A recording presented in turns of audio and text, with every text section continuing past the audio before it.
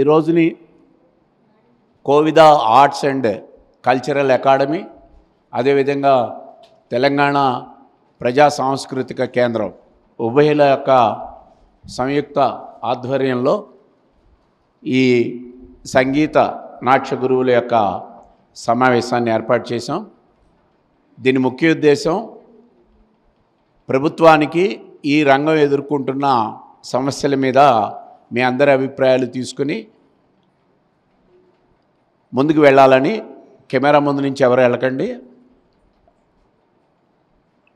ముందుకు వెళ్ళాలని చెప్పేసి ప్రయత్నంలో ఈ సమావేశం ఏర్పాటు చేశాం. ముందుగా Kovida arts and cultural academy వ్యవస్థాపకురాలు, అదే రకంగా కళా బంధువు డాక్టర్ పి అనూహ్యారెడ్డి గారిని మీ అందరి యొక్క చప్పట్ల మధ్యన వేదిక మీదకి ఆహ్వానిస్తూ ఉన్నాం. ఆమెకు బోకే ఇవ్వవలసిందిగా మన ఆంధ్రనాట్య గురువు స్వర్ణలత గారు అందజేస్తారు.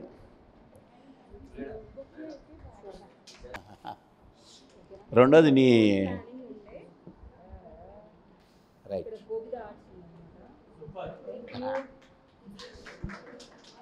సో స్వర్ణలత గారికి ధన్యవాదాలు. కూర్చోమ్మ. అలాగే ఈ మొత్తం మన తెలంగాణలో సాంస్కృతిక అంశాలని అనేక వాటిని, జానపదాలు కావచ్చు, లేకపోతే గిరిజన డ్యాన్సులు కావచ్చు, లేదా సాహిత్యం కావచ్చు, వీటన్నిటినీ ప్రభుత్వంతో అనేక సంవత్సరాలుగా కృషి చేస్తున్న తెలంగాణ ప్రజా సాంస్కృతిక కేంద్రం మిత్రుడు భూపతి వెంకటేశ్వర గారు అధ్యక్షులు, వారిని వేదిక మీదకి రావాల్సిందిగా మీ అందరి చప్పట్ల మధ్యన వారిని ఆహ్వానిస్తున్నాం. అదేవిధంగా మన తెలుగు వెలుగు భాషకు సేవ చేస్తూ కవులను ఎంకరేజ్ చేస్తూ ఉన్న మన పితామహులను యువకుడు లైన్ శ్రీరామ దత్తి గారిని వేదిక మీద రావాల్సిందిగా మీ అందరి తరఫున కోరుతూ ఉన్నాను. అనేక మంది గురువులు వచ్చారు. మా ఆహ్వానాన్ని మన్నించి, ఉభయుల యొక్క ఆహ్వానాన్ని మన్నించి ఈ చర్చా వేదికలో పాల్గొంటున్నందుకు మీ అందరికీ మా ఉభయుల తరఫున మా యొక్క అభినందనలు తెలియజేస్తున్నాను. ఒకసారి వేదిక మీదకి అందరూ వచ్చేసేయండి. ఒక ఫోటో అక్కడికి వెళ్తుంది. శ్రీనివాస్ గారు, అందరినీ విదేశాలు తీసుకెళ్తున్న సుమన్ గారు కూడా, సుమను అలాగే పవన్ కుమార్, మీరు రాకపోతే మాకు ఇబ్బంది. అలాగే మన కళారంగాన్ని, అలాగే వరుణ్ కూడా పైకి రావాలి, మరొక నాట్యాచార్యులు వరుణ్. అలాగే మన గెస్ట్ సురేష్ గౌడ్ గారు, వారు కూడా వేదిక మీదకి వచ్చి,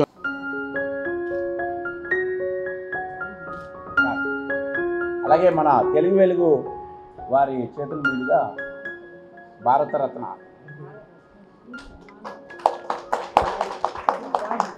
ఇది అవార్డు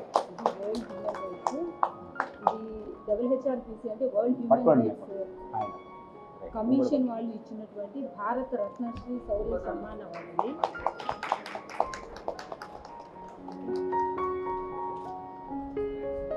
చిన్నజీయర్ స్వామి వారు ఇస్తున్నట్టుగా భావిస్తాం మేము. వారి నాట్యాచార్యుడు పవనుడు. ఇది వరల్డ్ హ్యూమన్ రైట్స్ కమిషన్ వాళ్ళు ఇచ్చినటువంటి అంబాసిడర్ లైఫ్ టైం మెంబర్షిప్.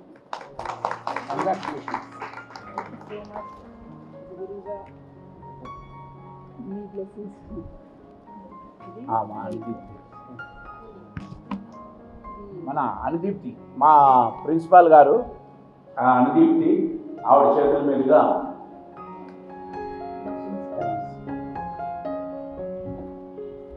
ఇది రాష్ట్రీయ అశోక సమ్మాన్ అవార్డు అండి.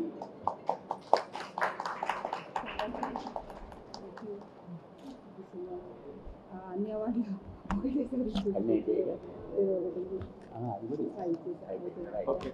ఈ 4 అవార్డ్స్ వచ్చినాయి. అలాగే నేను సుమన్ గారు మన ఆర్గనైజరు విదేశాల్లో ఉచితంగా దేవాలయాల్లో మన వాళ్ళందరికీ అవకాశం కల్పిస్తూ ఉంటారు. వారిని కూడా వేదిక మీదకి రావాల్సిందిగా మీ అందరి కరతాళ ధ్వనుల మధ్యన సుమన్ గారిని ఆహ్వానిస్తూ ఉన్నాను. భవానీ గారు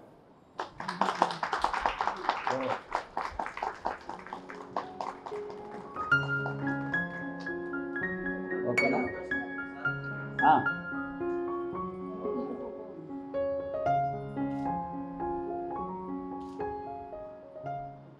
అదేవిధంగా సీనియర్ గురువు గారు ఇందిర గారిని కూడా వేదిక మీదకి రావాల్సిందిగా కోరుతూ ఉన్నాను. World human rights protection commission, అదేవిధంగా human rights commission of United Nations, ఈ రెండింటికి సంబంధించి అంబాసిడర్గా అలాగే నేషనల్ మెంబర్గా ఒక 4 రోజుల క్రితం ఢిల్లీలో ఆవిడ అవార్డు తీసుకున్నారు. కమిషను, మన human rights commission United nations అంటే ఐక్యరాజ్య సమితి, మీరు అందరూ కూడా వినే ఉంటారు. అంటే 193 దేశాలకు సంబంధించిన ఈ మానవ హక్కుల పరిరక్షణ అనే ఈ కౌన్సిల్లో అంబాసిడర్గా నియమించబడ్డం మన తెలంగాణకు, ప్రధానంగా మన నాట్య గురువులకు. ఎందుకంటే ఆవిడ కళాబంధువు, ఆవిడ కళల్ని పోషిస్తూ ఉన్నారు. ఆవిడని ఉడతాబత్తిగా మనం సన్మానం అనం, కానీ ఆ వచ్చిన సందర్భంగా సన్మానాలు ఏం చేయము. ఎందుకంటే ఆవిడ గాయత్రి ఉపాసకురాలు, శాల్వాలు కప్పుకోవడం అనేది చేయదు. కానీ అభిమానంగా కొంతమంది ఇక్కడ ఆవిడకి ఈ సందర్భంగా అభినందనలు తెలియజేయడానికి వచ్చారు. మీ అందరి కరతాళ ధ్వనుల మధ్యన ఆవిడని ఇప్పుడు చినుకు కల్చరల్ సొసైటీ, అదేవిధంగా కోవిద కోర్ గ్రూప్కి సంబంధించిన అనుదీప్తి, రామలక్ష్మి, అదేవిధంగా లావణ్య, మన దేవి, ఈ నలుగురు బలమైన ఏనుగులను తీసుకొచ్చారు. ఆ ఏనుగుల్ని బహుకరణ ఇవ్వడం జరుగుతుంది. శాలువా ఇవ్వండి, చేతికి ఇచ్చేసేయండి అంతే. ఇదిగో చిన్నది అంటే ఈయన పెద్ద మనిషి. ఆ శాలు. మేడం, మీరు మహాలక్ష్మి లాగా ఉంటారు కదా, ఈ ఏనుగు ఉంటే ఇంకా మంచిదని తీసుకోవచ్చు. అంటే ఇప్పుడు మహాలక్ష్మి గజలక్ష్మి అనుకుంటా.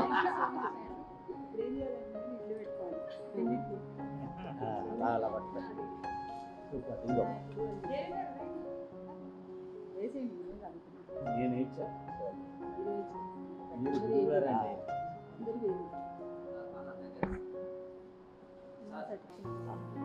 అమ్మా, మన చినుకు వాలంటీరు రమ్య కూడా ఇక్కడ రావాల్సింది.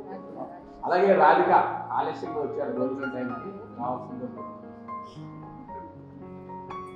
ఒక వెళ్ళే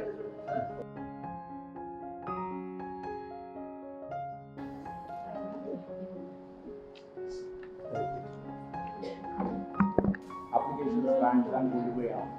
సో ఆవిడకి రాధిక, మన కోవిద కోర్ గ్రూపు, అదేవిధంగా చినుకు కోర్ గ్రూప్.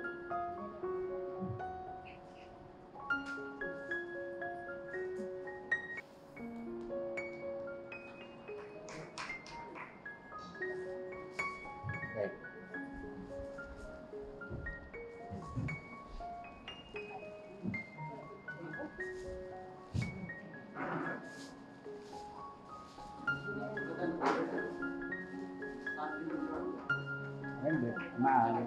సార్ సార్ నిలబడండి. మా రమణి గారు, మా రమణి ఒక్కసారి. Okay, ready. రాదా అందరికీ చెప్పక్కర్లేదా అమ్మా? రండి, రాగలిగే వాళ్ళు అందరూ రండి. రండి, ఆయన అక్కడ తేడా వస్తే ఊరుకోడు సార్. అలాగే రాధిక మన షిరిడీకి రావాలి. షిరిడీకి వెళ్ళలేకపోయాం మేము ఇద్దరం కూడా.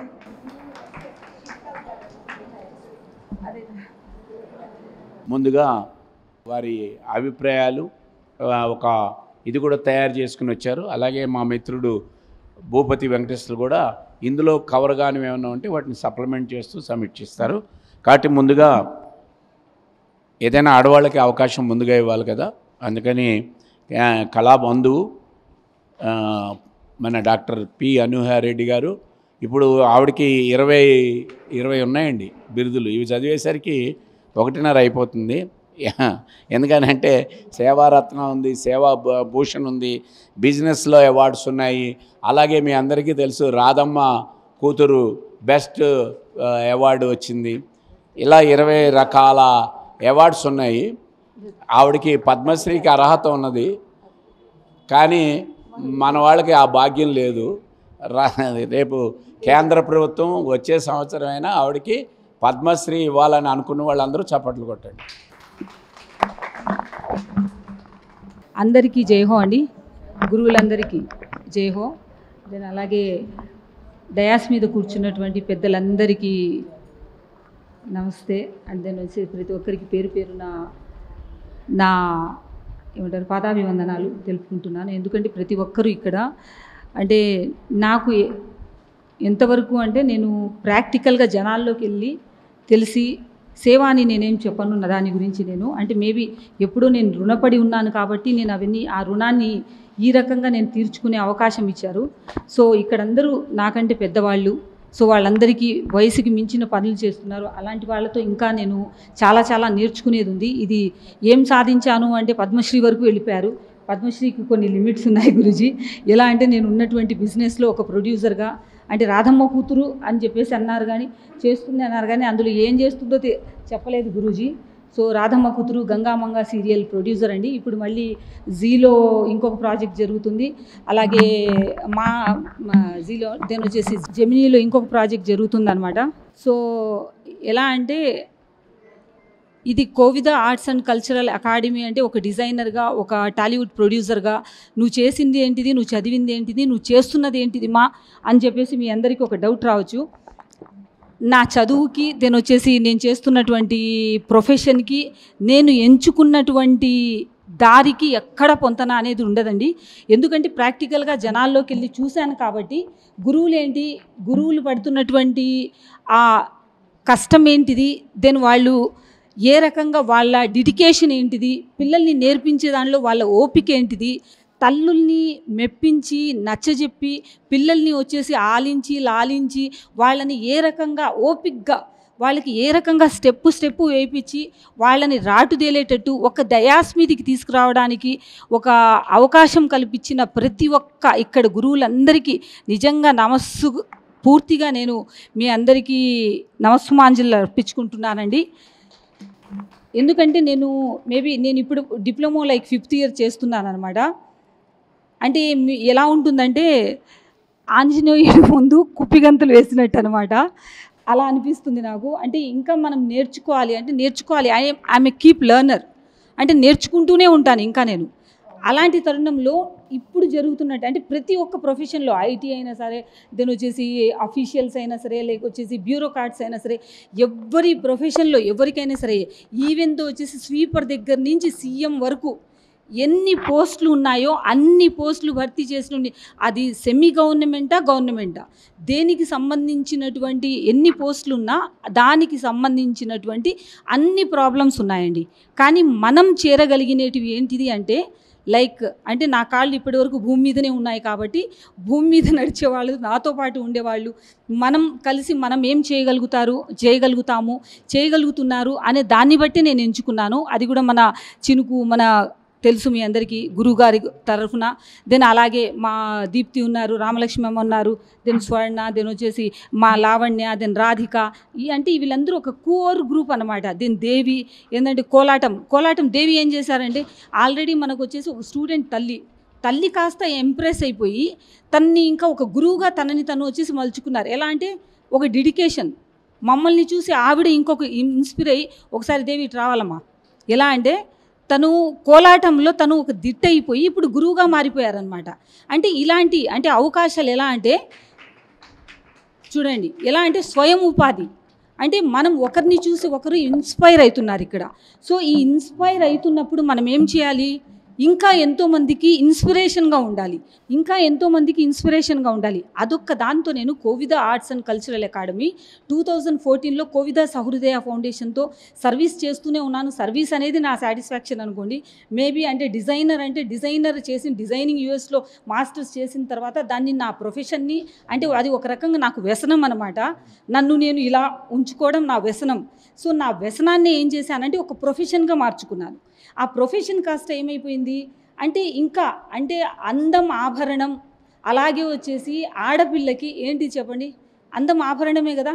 సో వాళ్ళని ఏ రకంగా వాళ్ళు ఎలా గ్రూమ్ అవుతున్నారు, ఏం చేస్తున్నారు ఏంటిదంటే నాకు ఫస్ట్ ఏ అమ్మాయినైనా ఎవరినైనా సరే చిన్న పెద్ద అనే తేడా లేకుండా ఒక ఆడపిల్ల, ఒక ఆడది, ఒక మహిళ తనని తను గ్రూమ్ చేసుకుంటే అందరూ చూసి కుళ్ళి పడతారు. ఏంటి మరి ఇట్లా రెడీ అయిందేమో అని కుళ్ళుకుంటారేమో. కానీ నేను అలా కాదండి. అరే మంచిగా రెడీ అయ్యారు కదా, మంచిగా ఉన్నారు కదా అని చూసి నేను హ్యాపీగా ఫీల్ అవుతాను. అలాగే ఏంటంటే ఇప్పుడు మన పిల్లల్లో కూచిపూడి, భరతనాట్యం వాళ్ళ ఆభరణాలు చూసినా, వాళ్ళ వస్త్రాలంకరణ చూసినా, వాళ్ళు రకరకాల కలర్ కాంబినేషన్ చూసినా నాకు ముచ్చటేస్తుంది. ఎస్పెషలీ నేను ఒకరోజు విజయవాడ వెళ్ళినప్పుడు మన పవన్ గారి టీమ్ గ్రూప్ ఎలా చేశారు అంటే ఒక్కటే ఏజ్ గ్రూప్, ఒకటే వచ్చేసి టెంపో, ఒకటే టైప్ ఆఫ్ జ్యువెలరీ, ఒకటే కలర్ కాంబినేషన్. అంటే ఎట్లుంటుందంటే చూడ్డానికి కూడా ఆ డయాస్ని చూస్తే అంత ముచ్చటేస్తుంది అనమాట. సో ఇట్లాంటి ఉన్న వాటికి నేను నాకున్న కొద్దీ నేను చెయ్యాలన్న కొద్దీ అంటే ఇక్కడ ఏంటిది, ఇది నా శ్రమ నేను పడుతున్నాను. అంటే శ్రమని ఏంటిది, మన శ్రమ పడుతున్నాం, మనం ఎవరికి ఏమి ఇవ్వట్లేదు. ఇక్కడ మనం నలుగురం కలిసి అంటే సమిష్టి కృషిగా మనకి ఏం కావాలి, ఎలా మనం నిర్మించుకోవాలి, మన స్టాండర్డ్స్ ఎలా నిలబెట్టుకోవాలి, కూచిపూడి, భరతనాట్యం పేరుని ఇంకా రకరకాల కథక్ వాటెవరిటి మేము ఎన్నెన్ని ఉన్నాయో అన్ని కళల్ని ముందుకి తీసుకెళ్ళడానికి మనం ఏం చేయగలగాలి, వాళ్ళల్లో ఉన్నటువంటి లోటుపాట్లు ఏంటిది, గవర్నమెంట్ దీన్ని ఎందుకు గుర్తించట్లేదు, గుర్తించకుండా మళ్ళీ దాన్ని ఎలా అమెండ్ చేయట్లేదు. అంటే ఏంటిది, యోగా చేస్తామంటున్నారు, ఓకే ఫైన్, దెన్ హాకీకి ఉంది ఒక లైక్ ప్రయారిటీ ఉంది, రిజర్వేషన్ ఉంది, దెన్ క్రికెట్కి ఉంది. అంటే మన దేశంలో ఉండి కబడ్డీ, ఖోఖోలు ఇవన్నీ వచ్చేసి పక్కన పడేశారు. దాంట్లో ఎవరు కూడా ఇంటర్నేషనల్ నేషనల్ లెవెల్లో ఎవరు కూడా ఏం చేస్తున్నారు అంటే మనం చిన్నప్పుడు ఆడుకునేటివి బొంగరాలనే సరే అది గిర్రని తిరుగుతూ ఉంటే మనం చూస్తుంటే మన కంటికి కూడా ఒక ఐ ఎక్సర్సైజ్ అది. దాన్ని కూడా పరిగణలోకి తీసుకోకుండా వాటన్నిటిని మూలన పడేసి ఎక్కడో ఇతర స్టేట్స్లలో జరిగేటివి, ఇతర లైక్ వచ్చేసి ఏమంటారు ఇతర కంట్రీస్లో ఉన్నటువంటి ప్రోగ్రామ్స్ని అయినా సరే, ఇతర కంట్రీస్లో ఉన్నటువంటి లైక్ ఏమంటారు దాన్ని క్రీడల్ని తీసుకొని ప్రోత్సహిస్తున్నారు. అంటే నవనాడుల్ని కదిలించే డాన్స్ అనేది మనకు పరిగణలోకి రాదా, ఇదొక్క క్వశ్చన్. వస్తుందా రాదా చెప్పండి. మీరు ఒక స్టెప్ నాకు వేయమని చెప్తే ఇక్కడ నేను వేయలేకపోవచ్చు, కానీ మీరు అది వేస్తే అది ఎంత కరెక్ట్గా వేయగలుగుతారు, దాన్ని ఎన్ని రోజులు మీరు ప్రాక్టీస్ చేసి ఉంటారు. సో వీటన్నిటిని దృష్టిలో పెట్టుకొని లైక్ ఎలా చేసాము అంటే నేను ఒక స్లోగన్ పెట్టామన్నమాట. కోవిద ఆర్ట్స్ అండ్ కల్చరల్ అకాడమీకి మా గురూజీ ఏమన్నారంటే, అమ్మ మనం ఒక స్లోగన్తో వెళ్ళాలి. ఆ స్లోగన్ ఏంటిది అంటే సంస్కృతి ఉత్సవం భవిష్యత్తుకి ప్రేరణ. అంటే ఏంటిది, ఇది మన సంస్కృతి, దీన్ని ఒక ఉత్సవంగా మలుచుకుందాము. అలాగే వచ్చేసి భవిష్యత్తుకి మన ప్రేరణ ఏంటిది, మనం ఎలా చేయగలుగుతున్నాం, ఏం చేయాలి, దీనికోసం ఏం పాటుపడాలి, ఎలా దాన్ని వచ్చేసి ముందుకు తీసుకెళ్ళాలి, గవర్నమెంట్ దగ్గర నుంచి మనకు రావాల్సిన లబ్ధిని ఎలా పొందాలి అని చెప్పేసి ప్రతి ఒక్కటి మీ అందరికీ ఇచ్చినవి ఉన్నాయి. మీకు అమెండ్మెంట్స్ ఇచ్చాము. మనం ఏం చేయాలనుకుంటున్నది Kovida arts and cultural academy నుంచి. అలాగే ఏంటిదంటే ప్రతి ఒక్కటి చినుకు మన పిఎన్ మూర్తి గారు అంటే like Kovida arts and cultural అకాడమీకి వచ్చేసి ఆయన అడ్వైజరీగా ఉన్నారనమాట. సో ఆయన అడ్వైజరీ అనేదానికంటే కోవిద ఆర్ట్స్ అండ్ కల్చరలే అయింది, ఇప్పుడు మా అకాడమీదే అయింది. ఇక్కడ అడ్వైజరీ అనేది ఎవరు లేరండి. ఇక్కడ నాకు కోర్ కమిటీ అని చెప్పేసి ఇదేంటంటే ఒక కొన్ని నామ్స్, కొన్ని బైలాస్ అనేటివి మనం పెట్టుకున్నటువంటి డిజిగ్నేషన్స్. ఇక్కడ మేము వాళ్ళు ఎక్కువ వాళ్ళు తక్కువ అనే ఉద్దేశం అనేది కాదు. ఎవరైనా సరే ఎక్కడైనా సరే మా గురువులు వెళ్ళారంటే వాళ్ళకు ప్రయారిటీ మస్ట్ అండ్ షుడ్గా ఇవ్వాల్సిందే. సో ఆ గ్రూప్ని మేము ఎన్రోల్ చేయాలి, ఆ గ్రూప్స్లో ఉన్నటువంటి స్టూడెంట్స్ని ఎన్రోల్ చేయాలి. దెన్ వచ్చేసి ఇక్కడ మన రాష్ట్రంలో కాదు పక్క రాష్ట్రాల్లో 4 రాష్ట్రాల్లో అంటే మనం చేరగలిగేటివి కర్ణాటక, తమిళనాడు, ఆంధ్ర, తెలంగాణ, ఈ 4 రాష్ట్రాల్లో అయినా సరే ప్రతి ఒక్క దేవాలయంలో మన ఆడపిల్లలు మన స్టూడెంట్స్లు పార్టిసిపేట్ చేయాలి. ఎవరైనా సరే నమ్మకంతో మనతో ఎందుకు పంపిస్తున్నారు, పవన్ గారు గురువు గారుగా ఉన్నారు. ఆయన అంటే ఆయనకు ఒక హోదా ఇచ్చారు. ఎవరు? చిన్నజీఆర్ స్వామి గారు. ఎందుకు ఇచ్చారు? ఆడపిల్లల్లో వచ్చేసి మధ్యలోకి ఎందుకు ఇచ్చారు? ఎందుకంటే ఆ కట్టు బొట్టు అనేది ఖచ్చితంగా మన దేశ సంస్కృతిని అభివృద్ధి చేసేటట్టు, ముందుకు తీసుకెళ్ళేటట్టు, ఎలాంటివి వచ్చేసి అందులో ఏమంటారు దాన్ని, లైక్ మనము ట్రాన్స్పరెంట్ డ్రెస్సింగ్ కానీ, లైక్ ఎక్స్పోజింగ్ కానీ అట్లాంటివి కాదు కదా. సాంప్రదాయమైనటువంటి వస్త్రాధరణలో ఉన్నప్పుడు ఏ గురువుకైనా సరే, దేనికైనా సరే మన మీద నమ్మకంతో, మా గురువుల మీద నమ్మకంతో మీరు మీ పిల్లల్ని పంపిస్తున్నారు అనేది నేను ప్రతి ఒక్క స్టూడెంట్ తల్లిదండ్రులకు వేడుకుంటున్నానండి. దయచేసి ఇలాంటి సంస్కృతిని, ఇలాంటి నాట్యాన్ని ఎవరైనా మీరు ఎంకరేజ్ చేస్తున్నప్పుడు వితౌట్ ఎనీ హిస్టేషన్, అంటే ఎలాంటి ఆలోచన లేకుండా వచ్చేసి వాళ్ళ గురువులతో పాటు పంపించండి. ఎంత జాగ్రత్తగా వెళ్తారో అంత జాగ్రత్తగా తీసుకెళ్ళి అంతే జాగ్రత్తగా తీసుకొచ్చి మిమ్మల్ని అప్పగించుతారు అని ఒకే ఒక్క ప్రొఫెషన్ ఏది అంటే ఇదేనండి. ఈ డాన్స్ లైక్ వచ్చేసి platform, dance in the sense వచ్చేసి మన సాంస్కృతిక ఏవి కళలు ఉన్నాయో వాటినే నమ్మండి. రేపటి రోజు అంటే ఇప్పుడు మనం ఏంటంటే ఇప్పుడు మొక్క వేసుకుంటూ వస్తున్నాము. ఆ మొక్క కాస్త వచ్చేసి మానయ్యి ఉండాలి. ఆ మానయ్యి ఏంటిదంటే కోలాటం వెళ్తే మా మదర్ ఏంటిది రోడ్డు మీదకి వచ్చేసి కోలాటం చేస్తుంది అంటున్నారు. అదే వచ్చేసి గవర్నమెంట్ నుంచి ఒక ఐడియా ఇస్తేనండి ఏమంటారు పిల్లలు? అరే మా మదర్ వచ్చేసి ఒక ప్రొఫెషనల్ కోలాటం గురువు, రైట్? ఒక విలువ పిల్లలకైనా సరే చెప్పుకోవడానికి, తల్లులకైనా సరే చెప్పుకోవడానికి ఒక విలువ. So ID card must and షుడ్గా ఇవ్వాలి అని చెప్పడానికి ఏ మినిస్టర్ అయినా సరే, ఏ సీఎం అయినా సరే, ఏ రాష్ట్రంలో అయినా సరే వాళ్ళు అడిగితే నేను చెప్పే సమాధానం ఇదే. ఎందుకమ్మా మీరు పోస్టులు తీసుకోవట్లేదు, ఎందుకమ్మా ఇవన్నీ అవార్డులని ఎవరికి నేను నామినేట్ చేశాను కానీ ఇష్టమైతే ఇచ్చిన వాళ్ళు ఉన్నారు. నిజంగా నా కష్టాన్ని గుర్తించిన వాళ్ళైతే ఇది నేను కష్టం అనట్లేదండి, ఇది నేను ఇష్టంగా చేశాను కాబట్టి, నేను సాటిస్ఫై అయ్యాను కాబట్టి నాకు వచ్చింటాయి. సో అదేవిధంగా ఎవరికైనా నిజంగా పైవాడు అంటే పైవాడు ఇన్ ద సెన్స్ మనకంటే గొప్పగా ఉన్నవాడు, మనకంటే మనం అందరికంటే మనమే గొప్ప. ఎందుకంటే అన్ని ఎఫర్ట్స్ పెడుతున్నాం, అన్నీ చేస్తున్నాం అనమాట. కానీ వాళ్లకు పవర్ ఉంది, మనకు పవర్ లేదు. సో మన పవర్ని మనమే లైక్ ఎంపవర్మెంట్ అని చెప్పేసి ఒక పేరుతో ఈ స్కీమ్లు ఆ స్కీమ్లు అన్నీ ఇస్తున్నారు. దేనికి ఇస్తున్నారు? ఏం చేస్తున్నారు? నేను గవర్నమెంట్లని విమర్శించట్లేదండి, నేను గవర్నమెంట్ని క్వశ్చన్ చేస్తున్నాను.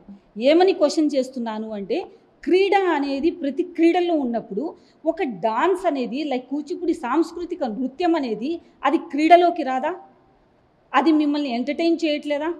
యాజ్ ఏ ప్రొడ్యూసర్ నేను నా ఆర్టిస్టులు ఉన్నారు వాళ్ళకి ఏం చెప్తాను, నేను ఏం చేస్తాను, ఎందుకు పోషిస్తున్నాం మేము దాంట్లో? ఆ కళలో కూడా వచ్చేసి ఒక పోషణ వాళ్ళు చేస్తున్నారు కాబట్టి దాంట్లో వాళ్ళు అధిగమిస్తున్నారు, వాళ్ళకు ఆఫర్స్ వస్తున్నాయి.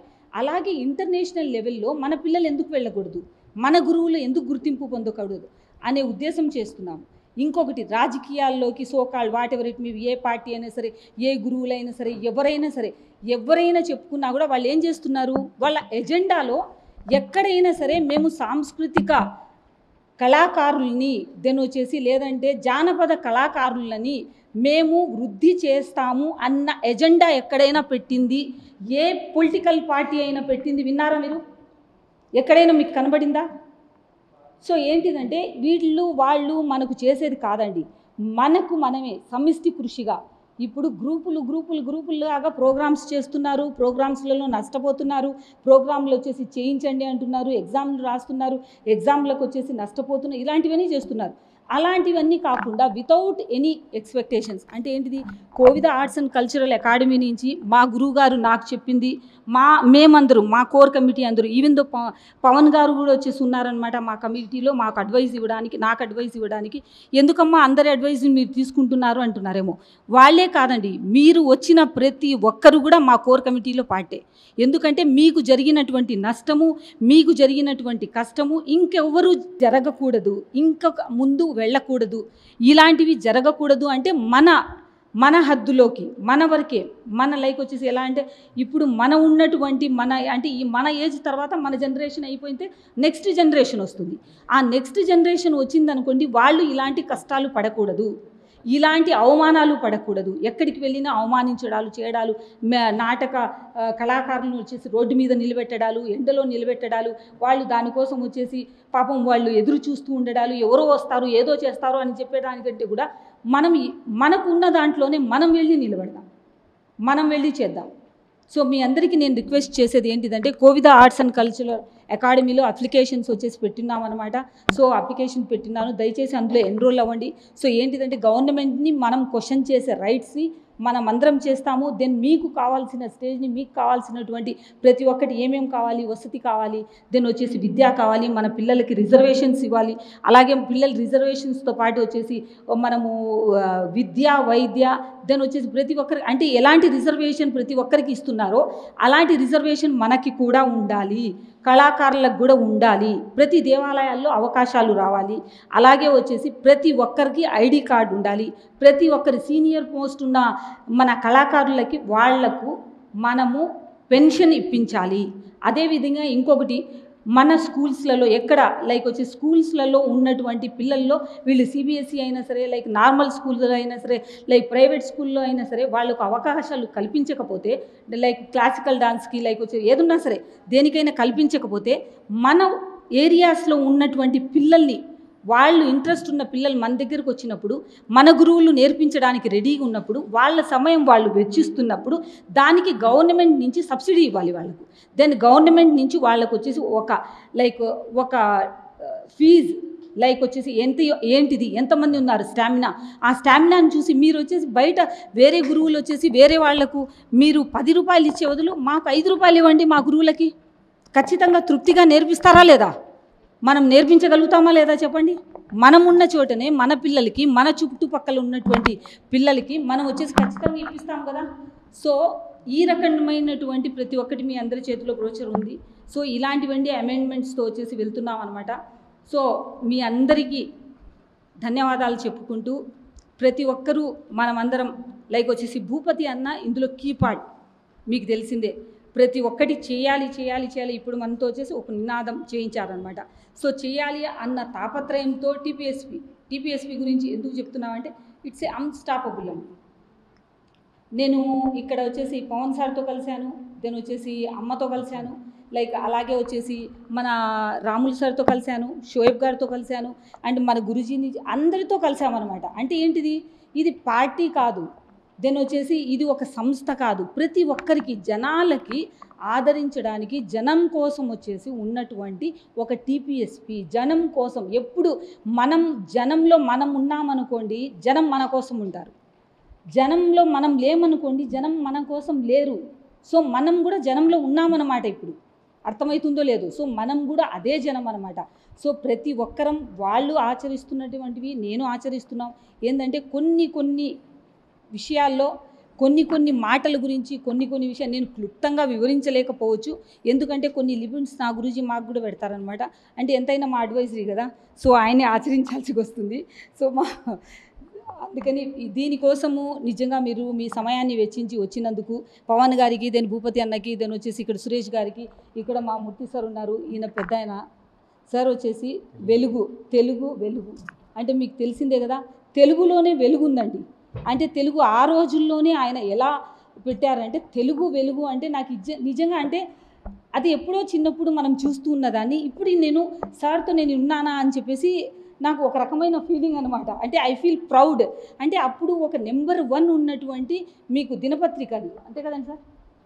అప్పుడు ఆ రోజుల్లో ఉన్న ఆ దినపత్రికని ఎలా స్టాండర్డ్గా తీసుకుంటున్నారు, ఎలా వచ్చేసి ఇప్పటికీ వచ్చేసి ఆయన మేము కూడా ఆలోచిస్తున్నాను అంటే మళ్ళీ పునరాలోచన చేసి మా గురువు గారితో నేను వచ్చేసి సార్తో వచ్చేసి డిస్కస్ చేసి అంటే మన తెలుగు వెలుగు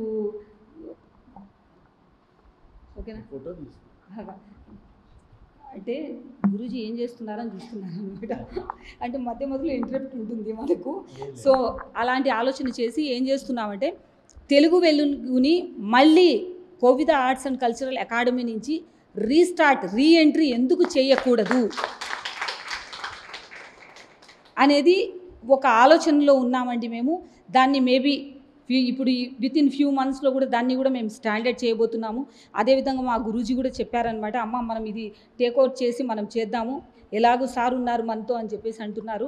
సో ఎందుకంటే ఆయన ఎక్స్పీరియన్స్ని ఇప్పుడు జనాల్లోకి ఎలా మనకు నిజం వెళ్తుందో అలాగే జనాల్లోకి ఎస్పెషలీగా కళాకారుల గురించి తెలుగు వెలుగుని వచ్చేసి మనము ఆవిష్కరించబోతున్నాము. సో ఆ విధంగా ఏ రకంగా నామ్స్ రూల్స్ కొన్ని ఉంటాయి మీకు తెలుసు అలాంటివన్నీ. సో వాటన్నిటినీ మీరందరూ కూడా ఆదరిస్తారు అని చెప్పేసి కోరుకుంటున్నాను. సో ఇంతకంటే ఎక్కువ మాట్లాడితే మా గురూజీ వచ్చేసి బోర్గా ఫీల్ అవుతూ, అలాగే మిమ్మల్ని కూడా నేను ఇబ్బంది పెట్టను. సో అందరికీ ప్రతి ఒక్కరికి ధన్యవాదాలు తెలుపుకుంటూ జై హింద్. ఆంధ్ర నాట్యానికి ఏమి ఇబ్బంది రాలేదు. పేరు మీద అక్కడ మా ఫైర్ వీల్ నడుస్తూ ఉన్నాయి రవీంద్ర భారతిలో, అవి మాకు తెలుసు. అందుకని ఆంధ్ర నాట్యాన్ని గుర్తించాలి అని అంటే ఖచ్చితంగా గుర్తించాల్సిన అవసరం కూడా ఉందనేది కూడా మేము భావిస్తున్నాం. ఇది కేవలం ఎక్కువ మన ఇక్కడ తెలుగు రాష్ట్రాల్లో కూచిపూడి ఉంటుంది కాబట్టి ఇదేదో కూచిపూడి సమావేశం అని అనుకోకండి. ఇది సమస్త కళల్ని కూడా, అంటే శాస్త్రీయ సంగీత నృత్య కళలన్నింటినీ కూడా సమన్వయం చేసుకుంటున్నాం. ఆంధ్రనాట్యాన్ని కూడా ఒక శాస్త్రీయ నృత్యంగా పరిగణించాలి అని చెప్పేది నటరాజ రామకృష్ణ గారు దానికి ఆద్యుడు. ఆ రకంగా మనం ముందుకు తీసుకెళ్లాలనే డిమాండ్ని కూడా మనం ఇందులో పొందుపరుస్తాం. ఆల్రెడీ ఇప్పటికే మీకు ఇవి చేరకపోతే తర్వాత మళ్ళీ వెళ్ళేటప్పుడైనా మీకు అందజేయడం జరుగుతుంది. ముఖ్యంగా Kovida arts and cultural academy ఆవిడ ఒక 5 నిమిషాల పాటు ఇంట్రడక్షన్ ఇస్తారు. ఆ తర్వాత టీపీఎస్కే తరఫున మొత్తం ఈ సమావేశంలో వచ్చిన అభిప్రాయాలని సమీక్షిస్తూ మన భూపతి వెంకటేశ్వర్లు గారు కూడా సమప్ చేస్తారు. ఏమైనా అవసరమైతే మధ్యలో నేను అధ్యక్షుడిని కాబట్టి నాకు ఒక ఓటింగ్ ఉంటుంది కాబట్టి అప్పుడప్పుడు మాట్లాడుతూ ఉంటాను. ఇది ఈ సందర్భంగా మీకు తెలియజేస్తున్నది. ఈ 2 ఉభయ సంఘాలు అయిన తర్వాత మిగతా గురువులందరూ కూడా, అంటే మన అతిథ చిన్నజీయర స్వామివారి ఆస్థాన విద్వాంసుడు నాట్యాచార్యుడు పవన్ కుమారుడు, అలాగే మన సీనియరు రమణ సిద్ధి, అలాగే మన ఇందిరా పరాశర, అలాగే సుమన్ గారు, వీటిని ఈ కార్యక్రమాలను జయప్రదం చేయడంలో ఆర్థిక సహకారం అందిస్తున్న సురేష్ గౌడ్ గారు, వీళ్ళు వాళ్ళ యొక్క అభిప్రాయాలు కూడా తెలియజేస్తారు. మా రామలక్ష్మి గారు శ్రీకృష్ణ కూచిపూడి కళామండలి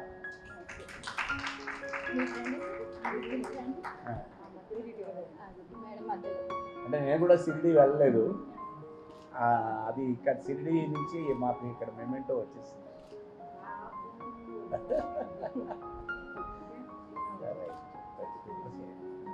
తర్వాత మన చిన్నజీయర స్వామి ఆస్థాన విద్వాంసుడు నాట్యాచార్యుడు, ఆయన మాట్లాడితేనే రితం మోగుతూ ఉంటుంది.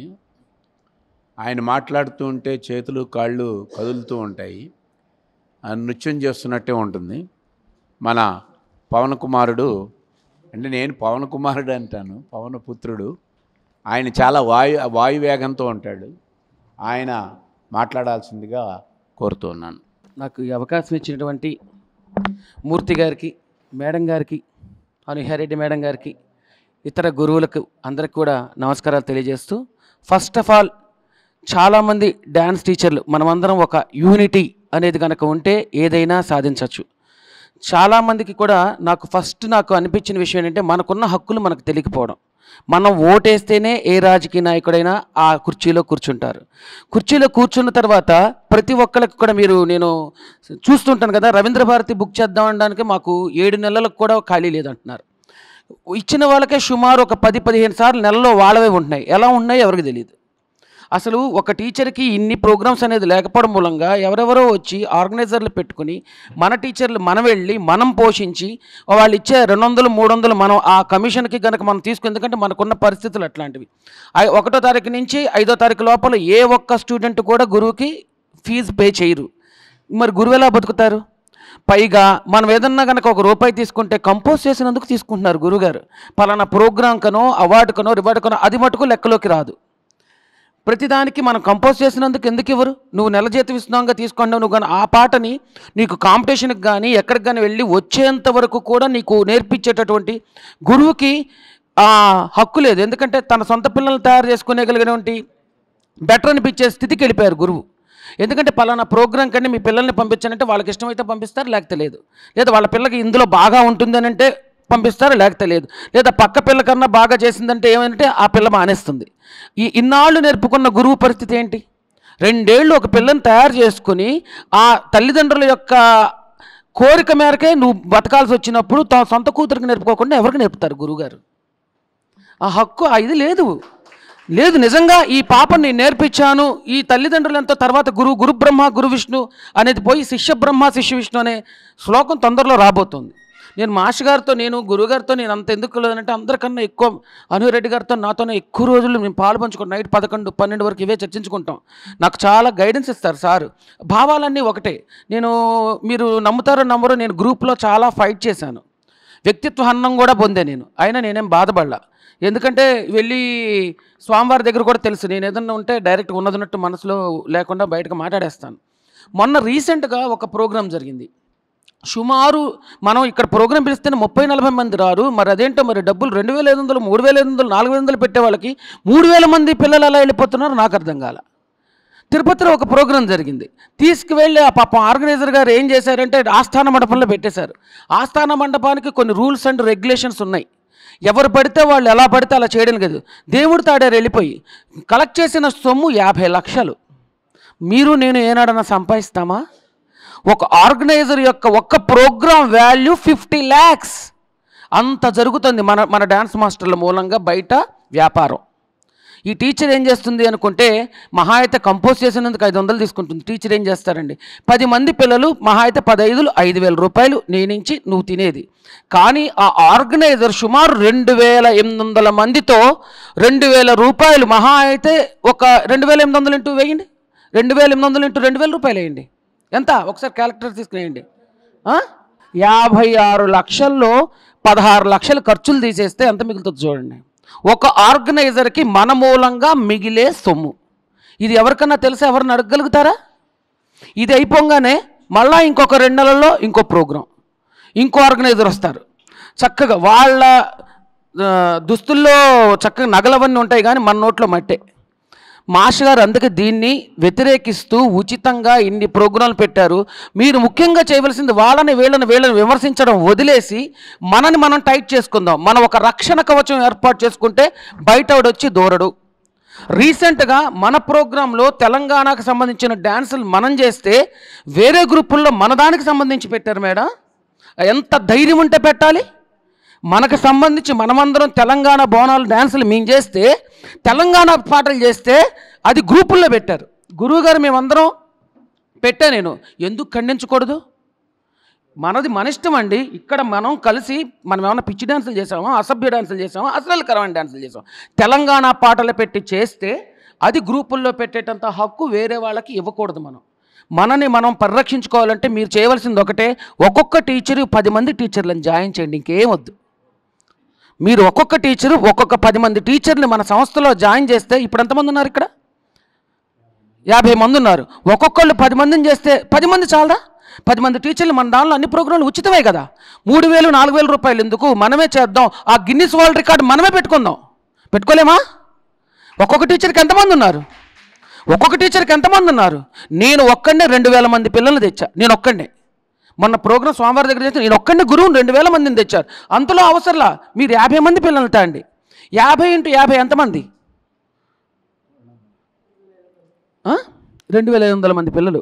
అలాగే మీరు ఇప్పుడు ఓన్లీ 50 మందిని అనుకున్నాం కరెక్ట్. మన దానిలో మన గ్రూపులోనే సుమారు 200 మంది టీచర్లు ఉన్నారు.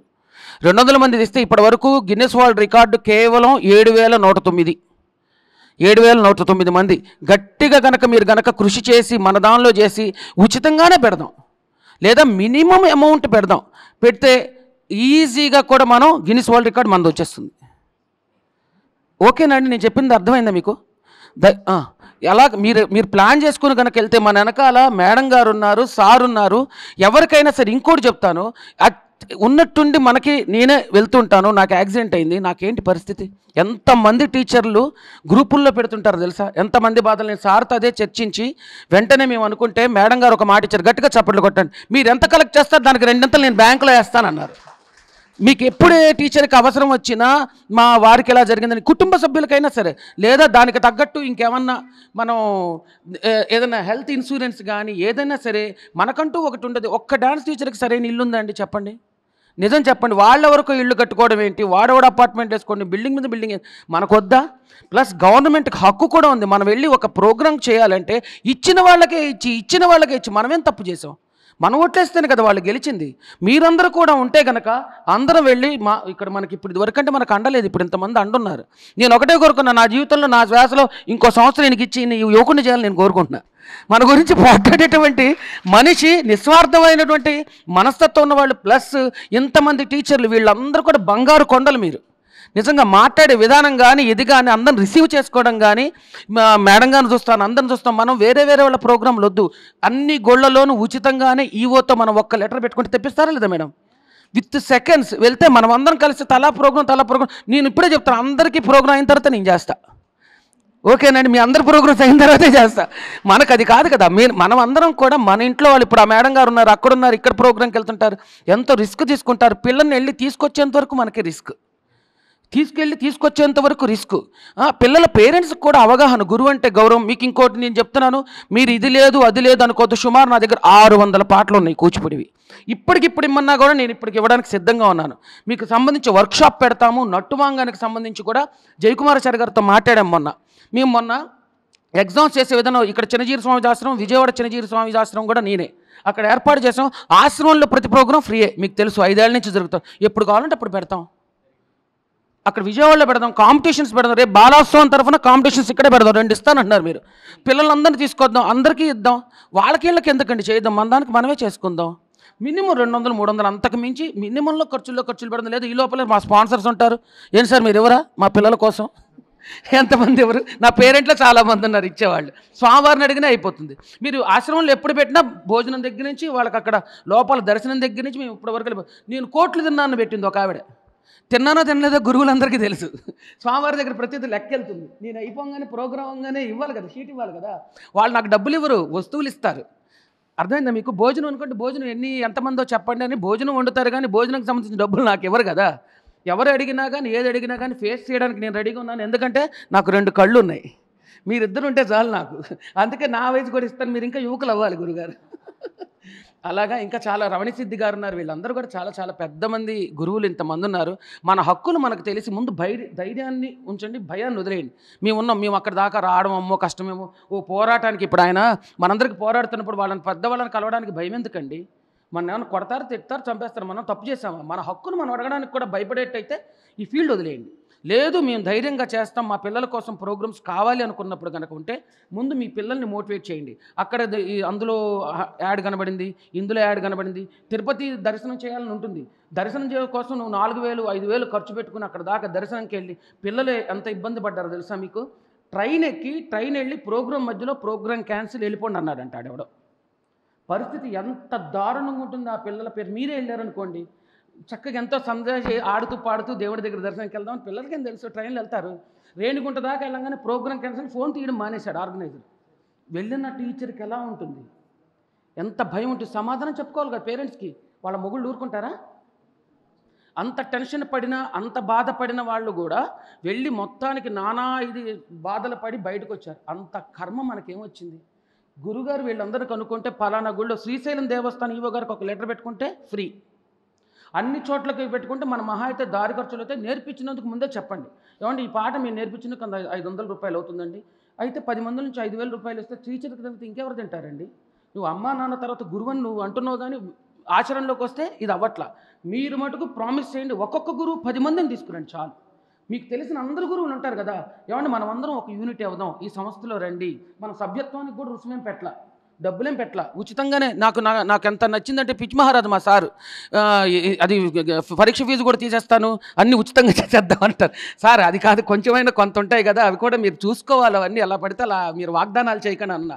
ఎందుకంటే నేను ఎంతోమందిని చూస్తుంటాను, అత్యంత నిస్వార్థ పరులు. కాబట్టి నేను ఆశ్రమంలో వీరిని పిలిచా 3,000 మందికి గెస్ట్గా. ఆయనకే మైక్ ఇచ్చా. నిన్న ప్రోగ్రాం కూడా ఆయనకే మైక్ ఇచ్చా. మేడం గారికి ఇప్పుడు మన వెనకాల సార్ వెనకాల ఉన్నారంటే మేడం గారు ఉన్నట్టే. మీరు కనుక మాకు మంచి అవకాశాలు ఇప్పిస్తాను, మీరు ఎట్లాగూ మీరు అందులో ఉన్నారు కాబట్టి ఒక మంచి ఆర్థిక మూలమైనటువంటి ఆర్థిక వనరు శక్తి ప్లస్ మనస్ఫూర్తిగా చేస్తుంది ఆవిడ. నేను 3 ప్రోగ్రాం 4 ప్రోగ్రాంలు చూస్తున్నాను. మా విజయవాడ ప్రోగ్రాం కూడా మేడం గారినే పిలిచా. కాబట్టి ఏ ప్రోగ్రాం ఉన్నా కానీ సగం మాటల్లో వీరి గురించి నా గురించి చెప్తున్నారు మేడం.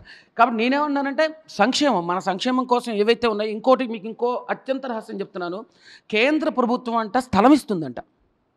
ఎస్, ఇవన్నీ చాలామందికి తెలియదు. ఒక పిల్లకి 5,000 రూపాయలు ఇస్తుందట. ఆ టీచర్కి కూడా 5,000 రూపాయలు ఇస్తుందట. ఫస్ట్ ఇయర్ 10,000 రూపాయలు,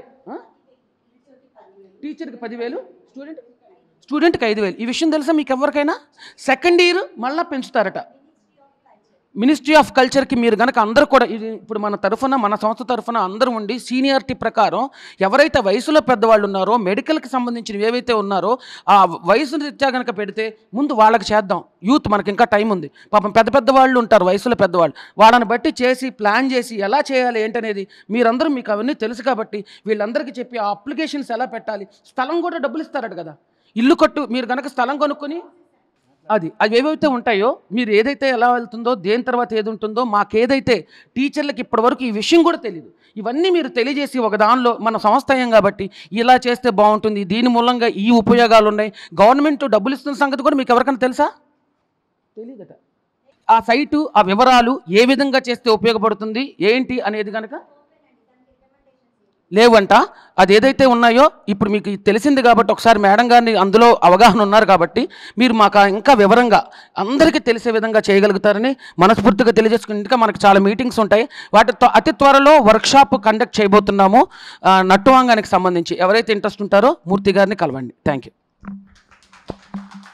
అలాగే ఈ రోజుని కొంతమంది టీచర్లు ఇక్కడ వాళ్ళు స్కూల్లో పనిచేస్తున్నారు.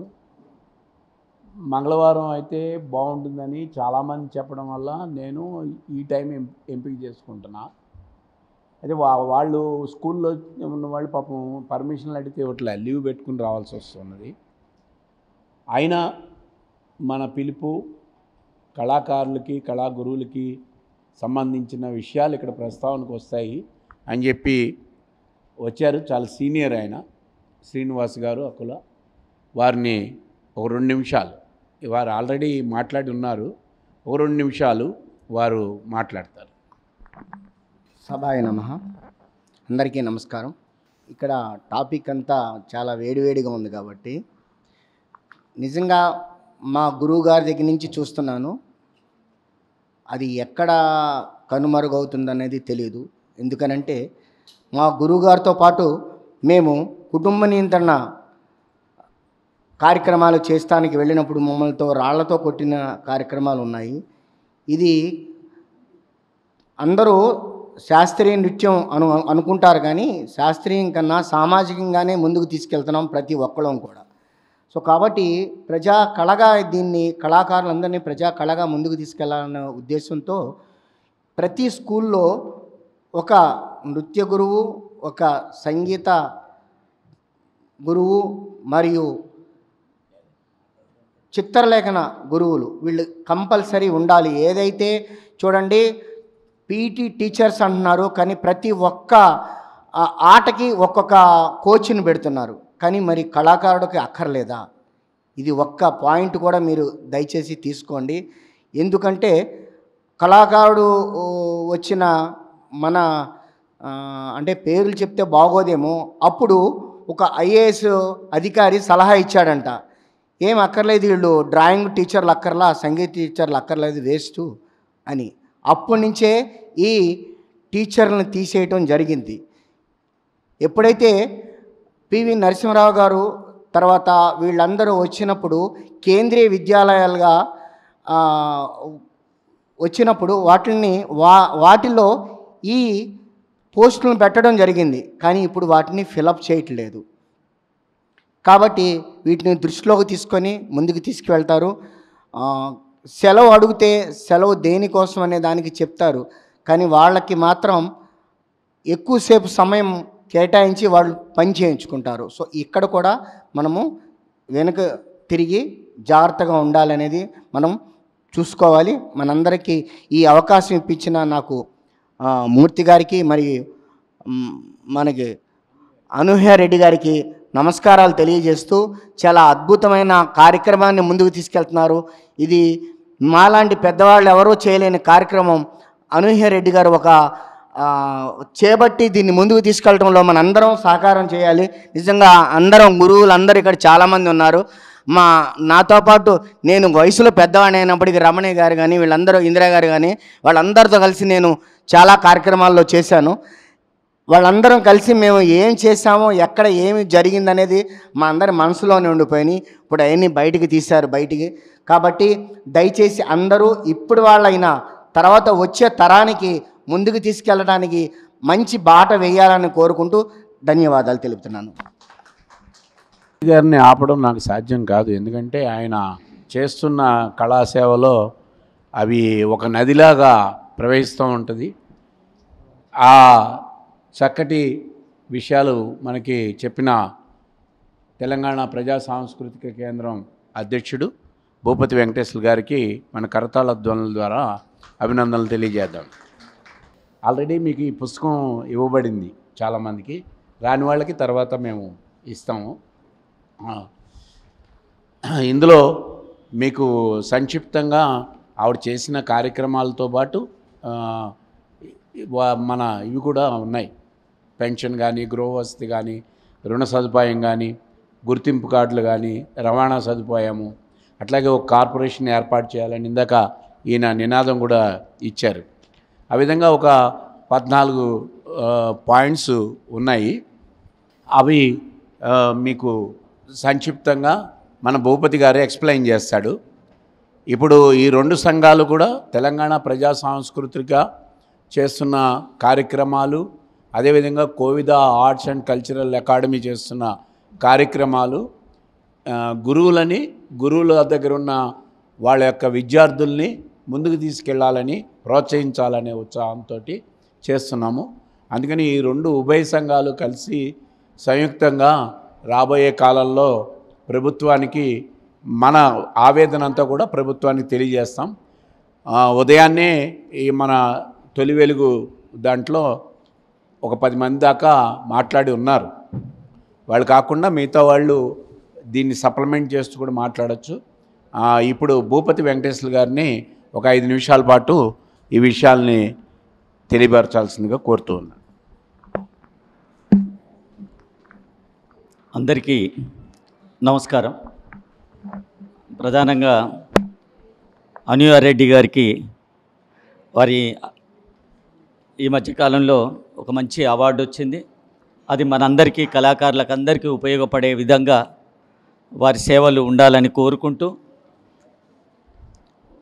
అమ్మ నేను చెప్పేది చాలా తక్కువ సేపు చెప్తాను, కానీ అది మనందరికీ ఉపయోగకరంగా. నేను ఒక 3 నెలలుగా ఈ సమావేశం పెట్టాలి, కొద్ది మందితో, ఒక 30 మందితో మాత్రమే చర్చించాలి, అది కూడా సమస్యల పట్ల అవగాహన ఉండి, నృత్య గురువుల్లో అనుభవం ఉండి, వైవిధ్యభరితమైన కళారూపాల్ని ప్రదర్శిస్తూ అనేక ఇబ్బందులు పడుతూ పిల్లల్లో ఎంతోమందిని వేదికల మీదకి ఒక ఉన్నతులుగా, అంటే ఉన్న స్థాయి నుండి ఉన్నత స్థాయికి అట్లా ఎదిగించిన నృత్య గురువుల్ని అంతవరకే పిలవాలి అని అనుకున్నామమ్మా. దీంట్లో ప్రధానంగా నేను చర్చించిన అంశాలు, నేను ఒక 3 సార్లు భాషా సాంస్కృతిక శాఖ మినిస్టర్ ఏర్పాటు చేసిన మీటింగ్లో నేను పాల్గొన్న సందర్భంగా మాట్లాడిన అంశాలు మాత్రమే మీ దృష్టికి తీసుకురావాలి అనుకున్నాను. మేము మాట్లాడిన తర్వాత ఇది 3 నెలలుగా సమావేశాలు జరుగుతూ ఉన్నాయి. ఒకవైపు జానపదం, ఒకవైపు యక్షగానం, మరోవైపు పేరుని నృత్యం, మరోవైపు నృత్య గురువులకు సంబంధించినవి, సకల కళలకు సంబంధించిన ఒక జేఏసీ ఏర్పాటైంది. నృత్య గురువులకు సంబంధించిన ఒక కార్యక్రమాలు ఇప్పటికే నడుస్తూ ఉన్నాయి, జానపదానికి సంబంధించినవి నడుస్తూ ఉన్నాయి. అట్లాగే ఒకవైపు సినిమా ఇండస్ట్రీ, తెలంగాణ వచ్చి 11 ఏళ్ళమ్మ, సినిమా ఇండస్ట్రీ ప్రత్యేకంగా ఏర్పాటు అవ్వలే, తెలంగాణ ఫిలిం ఛాంబర్ ఏర్పాటు కాలే. 11 ఏళ్ళు 2 ముఖ్యమంత్రులు మారినరు,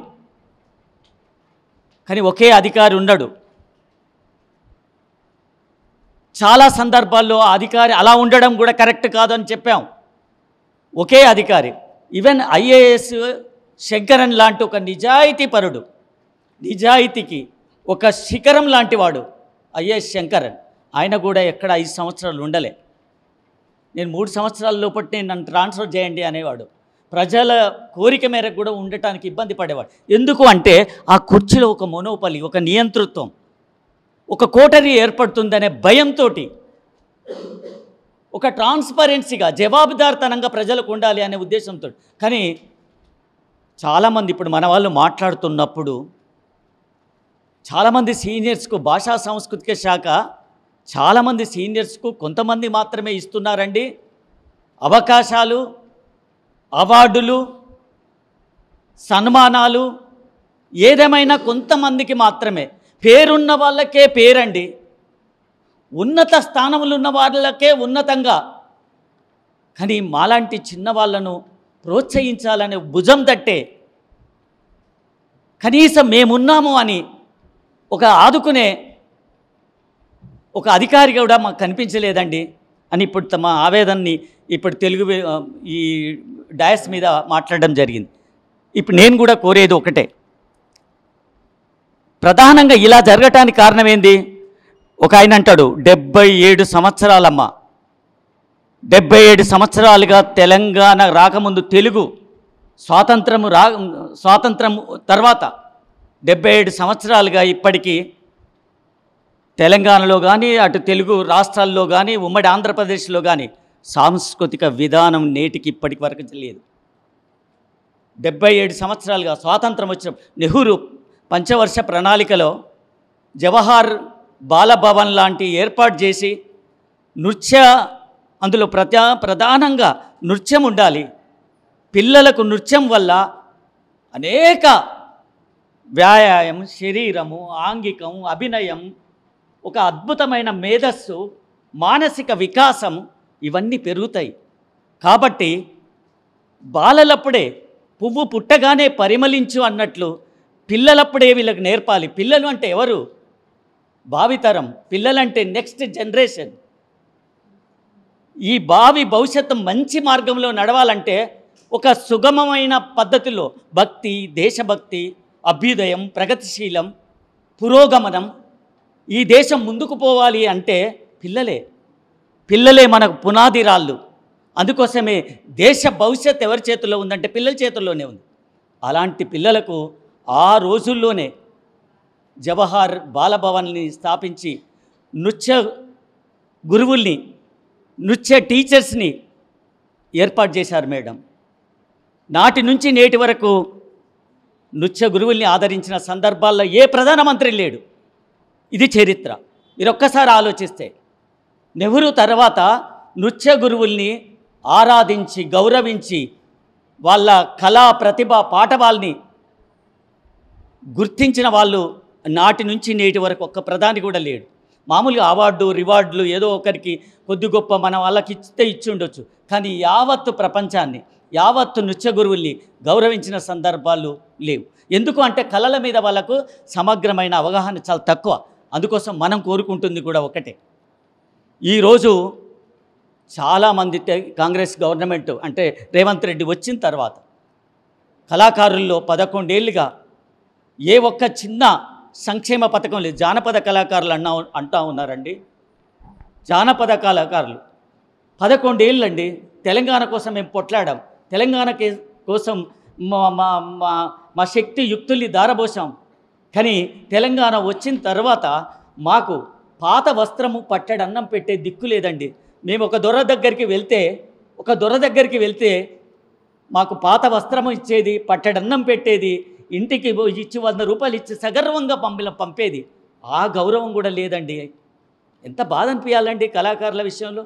ఒక ఐడి కార్డు, మీరు హూ ఈజ్ దట్, మీరెవరు అని ఒక ఆయన అడిగితే ఒక పోలీస్ స్టేషన్లో రవీంద్ర భారతి నుంచి ఒక కళాకారుడు ప్రదర్శన చేసి నాటకం ఆడి రవీంద్ర భారతికి వెళ్తూ ఉంటే ఓ పోలీస్ ఆయన పట్టుకుంటే నువ్వెవరు అంటేనే కళాకారుడు అంటే ఐడి కార్డు ఉండాలి కదా.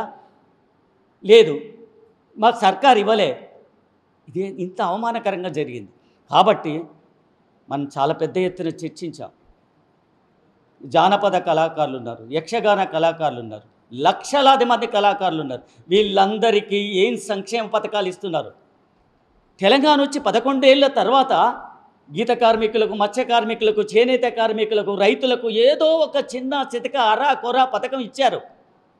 ఇవ్వందల్లా మనకు మాత్రమే, సకల కళాకారులకు ఏ ఒక్క చిన్న పథకం ఇవ్వలే. ఇది మనం మిత్రులు దయచేసి అమ్మలందరూ ఆలోచించాల్సిన అంశం. ఎందుకు అంటే మనం ఐక్యంగా ఉండం. మనం ఎప్పుడు కూడా రాగద్వేషాలు, మనకు ఆమె ప్రతిభా పాఠవాళ్ళు ఉంటే ఆమెను ప్రోత్సహించాం, ఆమె భుజం తట్టలేం. నేను ఒక మాట అన్నా, సార్ మామిడి హరికృష్ణకు తెలుసో లేదో, జూపల్లి కృష్ణారావుకు తెలుసో లేదో, నేను అందరి సమక్షంలో నేను ఒక మాట అన్నా, పిల్లలతో ఒక నృత్య గురువు పిల్లల్ని తనంతగా ఎత్తుగా ఎదిగించి పిల్లలతో ఒక నృత్యం చేసి, నృత్య గురువు తన పిల్లలతో నాట్యం చేసి శభాష్ అనిపించుకున్న నృత్య గురువులు కూడా మన తెలంగాణ గడ్డ మీద ఉన్నారండి. అట్లాంటి వాళ్ళని మనం గౌరవించిన సందర్భాలు ఉన్నాయా అని నేను అడిగా. అంటే ఒక పిల్లలతో నృత్యాన్ని నేర్పించి సమానంగా వాళ్ళను ఒక ఉన్నత స్థితి నుంచి ఉన్నత స్థితికి తీసుకుపోయే ఆ సౌహృదయత మాకు మాత్రమే, ఆ నృత్య గురువులకు మాత్రమే ఉంటుంది. కాబట్టి ఈరోజు ఒక టెండెన్సీ పెరుగుతూ ఉంది. తల్లిదండ్రుల్లో ప్రతి ఒక్కరి పిల్లలకు నృత్యం నేర్పించాలి. పిల్లల్లో ఇవాళ నృత్యం, యోగా, ఆరోగ్యం అనేది ఒక పెద్ద సమస్యగా మారింది. ఈ సమస్యల్లో నృత్యం అనేది ఒక పెద్ద ఎక్సర్సైజ్. అంతేకాదు ఒక మానసిక వికాసం, ఒక తెలివి, విజ్ఞానానికి అదొక పెద్ద దోహదకారిగా ఉంది. ఇక్కడే కాదండి, ప్రతి ఒక విలేజ్లో కూడా, వర్ధమాన్ పేట అని ఒక విలేజ్ అండి, తుంగతుర్తి, వర్ధమాన్ కోట మామూలు విలేజ్, ఒక 4000 మంది ఉంటారు. అక్కడ 2 నృత్య గురువులు ఉన్నారు. మీరు నమ్ముతారా? ఒక్కొక్క టీచర్ దగ్గర 36 మంది టీచర్స్ ఉన్నారు. అంటే విలేజ్లలోనే ఉన్నారు. మన ఓన్లీ మండల్ హెడ్ క్వార్టర్ పట్టణంలో నేను క్యాలిక్యులేట్ చేస్తే నృత్య గురువులు ఎంతమంది ఉన్నారు తెలంగాణలో అంటే సుమారు 1,00,000 మంది దాకా ఉంటారు నృత్య గురువులు. నేర్చుకున్న ప్రతి ఒక్కరూ తమ ప్రతిభను, తమకున్న విజ్ఞానాన్ని ఇతరులకు నేర్పాలనే ఒక ఉత్సాహకత అది కనపడతా ఉంది మన నృత్య గురువులు. కాబట్టి వీళ్ళందరూ మనం ఐక్యంగా లేవు. ఒక్కనాడు ప్రభుత్వాన్ని అడగలేకపోయినాం. ఈ భాష, సాంస్కృతిక, తర్వాత ఈ నాటకం, అకాడమీ, సంగీతం, అనేక కళల్ని బట్టి ఒకే శాఖలో పెట్టడం జరిగింది. అది వాళ్ళకి నచ్చినప్పుడు ఇలా ఒక్క కళారూపం తయారు చేయాలంటే ఇందిరా మేడంకి తెలుసు, ఒక భగత్ సింగ్ అనే కళారూపాన్ని మేము తయారు చేయడానికి 6 లక్షల రూపాయలు ఖర్చు అవుతా ఉంది. ఒక దాశరథి నృత్య రూపకం తయారు చేయాలి అని అంటే లక్షల రూపాయలు ఖర్చు అవుతుంది. ఎవరు ఇవ్వాలి? ఇవి ప్రభుత్వాలు ఇవ్వవా? ఒక వీరభారతం, సుద్దాల అశోక్ తేజ వాళ్ళు రాసిన వీరభారతాన్ని తయారు చేయాలంటే 12 లక్షల రూపాయలు ఖర్చు అయింది. ఇవి ఎవరు తయారు చేయాలి? నృత్య గురువులు వేయటానికి సిద్ధంగా ఉన్నారు, వాళ్ళ పిల్లలతో ఈ ప్రదర్శనలు చేయడానికి సిద్ధంగా ఉన్నారు. కానీ ఆర్థికం, ఒక కళారూపాన్ని తయారు చేయించడం, దానికి సంగీతాన్ని సమకూర్చడం, అవిటి పాసిబుల్. అందుకోసం ఇవన్నీ మనం ఎప్పుడు అడగలేకపోయినాం. ఈ సమస్యలన్నింటిని ప్రభుత్వం దృష్టికి తీసుకురాలేకపోయినాం. ఈవెన్ అలెక్కే పుంజాల గారు కూడా అక్కడే ఉన్నారు. అలెక్కే పుంజాల ఆమె నటి, ఆమెకంటూ సిబ్బంది ఉన్నారు. అయితే నేను కూడా చెప్పిన, అమ్మా ఈరోజు తెలంగాణ బాలోత్సవం ఒక గొప్ప పని చేస్తూ ఉంది. నేను అనలేదు, సుద్దాల అశోక్ తేజ్ చెప్పిండు, మీరు కూడా ప్రజాపాటకు, నృత్య నీరాజనం లాంటి వైవిధ్యభరితమైన కార్యక్రమాల్ని కూడా మీరు చెయ్యాలి. అంటే ప్రజల దగ్గరికి ఎక్కువ వెళ్ళాలి. నృత్య గురువులు పేరు, ప్రతిష్ట, ప్రతిభా పాఠవాళ్ళు ప్రజల్లోకి, సామాన్య ప్రజల్లోకి, గ్రామీణ ప్రజల్లోకి వెళ్ళాలంటే ప్రజాపాటలకు కూడా మీ క్లాసికల్ డ్యాన్స్లో మీ శాస్త్రీయత ఎక్కడ కూడా పోగొట్టొద్దు. మీ శాస్త్రీయతను శాస్త్రీయంగానే కాపాడుతూ ఆ పాటకు అనుగుణంగా, లయకు అనుగుణంగా, సాహిత్యానికి అనుగుణంగా మీ అభినయం చేయించి ఇవాళ ప్రజల దగ్గరికి వెళ్ళండి, అద్భుతంగా ప్రయోగాలు వస్తాయని చెప్పిండ్రు. ఆమె ఆశ్చర్యపోయింది. అందుకోసం మనం మాట్లాడగలుగుతాము, మాట్లాడాలి, ఐక్యంగా ఉండాలి. మనకు చాలా సమస్యలు. ఇంతవరకు ఒక్క సందర్భంలో ఒక 50 మంది 60 మంది పోయి భాషా సాంస్కృతిక శాఖలో మాకు ఈ చిన్న అన్యాయం అంటే పలానా మేడంకి ఇవ్వండి, మేము వాళ్ళని గౌరవిస్తున్నాం, కానీ మాకు కూడా ఇవ్వండి అని మనం మెమరాండం ఇచ్చాము. ఇప్పుడు అడిగామా? అడగలే. ఇది మన దౌర్భాగ్యం. అందుకోసం ఇవన్నింటికి కారణం మనం ఐక్యంగా లేకపోవడమే. కాబట్టి ఇప్పటికీ నేను కోరుకుంటున్నది మీ అందరికీ చేతులెత్తి నమస్కరిస్తున్నా. మీరందరూ సంస్కారవంతులు, అనేక మంది పిల్లల్ని ఉన్నతులుగా ఉత్తములుగా తీర్చిదిద్దుతున్న వాళ్ళం. అడగంది ఎవరు కూడా, అమ్మ కూడా అన్నం పెట్టదు. అంబేద్కర్ ఒక మాట అంటాడు, అడుక్కుంటే వచ్చేది భిక్షం, పోరాడితే వచ్చేదే, గొంతెత్తితే వచ్చేదే, ప్రశ్నిస్తే వచ్చేదే హక్కు అంటాడు. That is right. మనం హక్కు కోసం పోరాడమంటున్నాం. నేను ఒక మాట మామిడి హరికృష్ణతో ఒక మాట అన్నా, ఏం సార్ ఒక్కనాడు మా నృత్య గురువుల్ని, దానికి హెరిటేజ్ వచ్చింది రామప్పకు, కాకతీయ కళలలో ఈ శాస్త్రీయ నృత్య కళలు అద్భుతంగా విలసిల్లినాయి. విరాజిల్లిన సందర్భంలో కాకతీయ కోటను, కాకతీయ కళల్ని ఒక్కసారి మా నృత్య గురువులకు చూపించినావా అన్న? చూపించలేదన్నాడు. అంటే ప్రపంచ సుందరీమణులను మాత్రం తీసుకొని పోయినావు, మా నృత్య గురువుల్ని తీసుకుపోవడానికి మీకేమి ఇబ్బందా?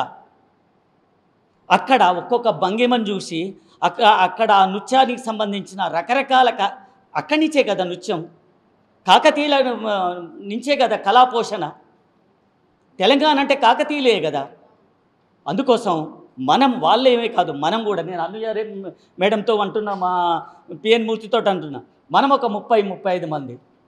ఇప్పుడు అది ప్రపంచం గుర్తించిన హెరిటేజ్ సంస్థ రామప్ప, అక్కడ కళాకృతులు, కాకతీయ, మనం నృత్య గురువులు ఒక టూరిజంగా వెళ్ళి అక్కడ అధ్యయనం చేద్దాం. అక్కడున్న కళాకృతులు ఏంటి, అక్కడ కళా వైభవం ఏంటి, మనకు కొంత అవగాహన, ఒక ఐక్యత కోసం మనం అక్కడికి వెళ్ళాల్సిన పరిస్థితి ఉంది.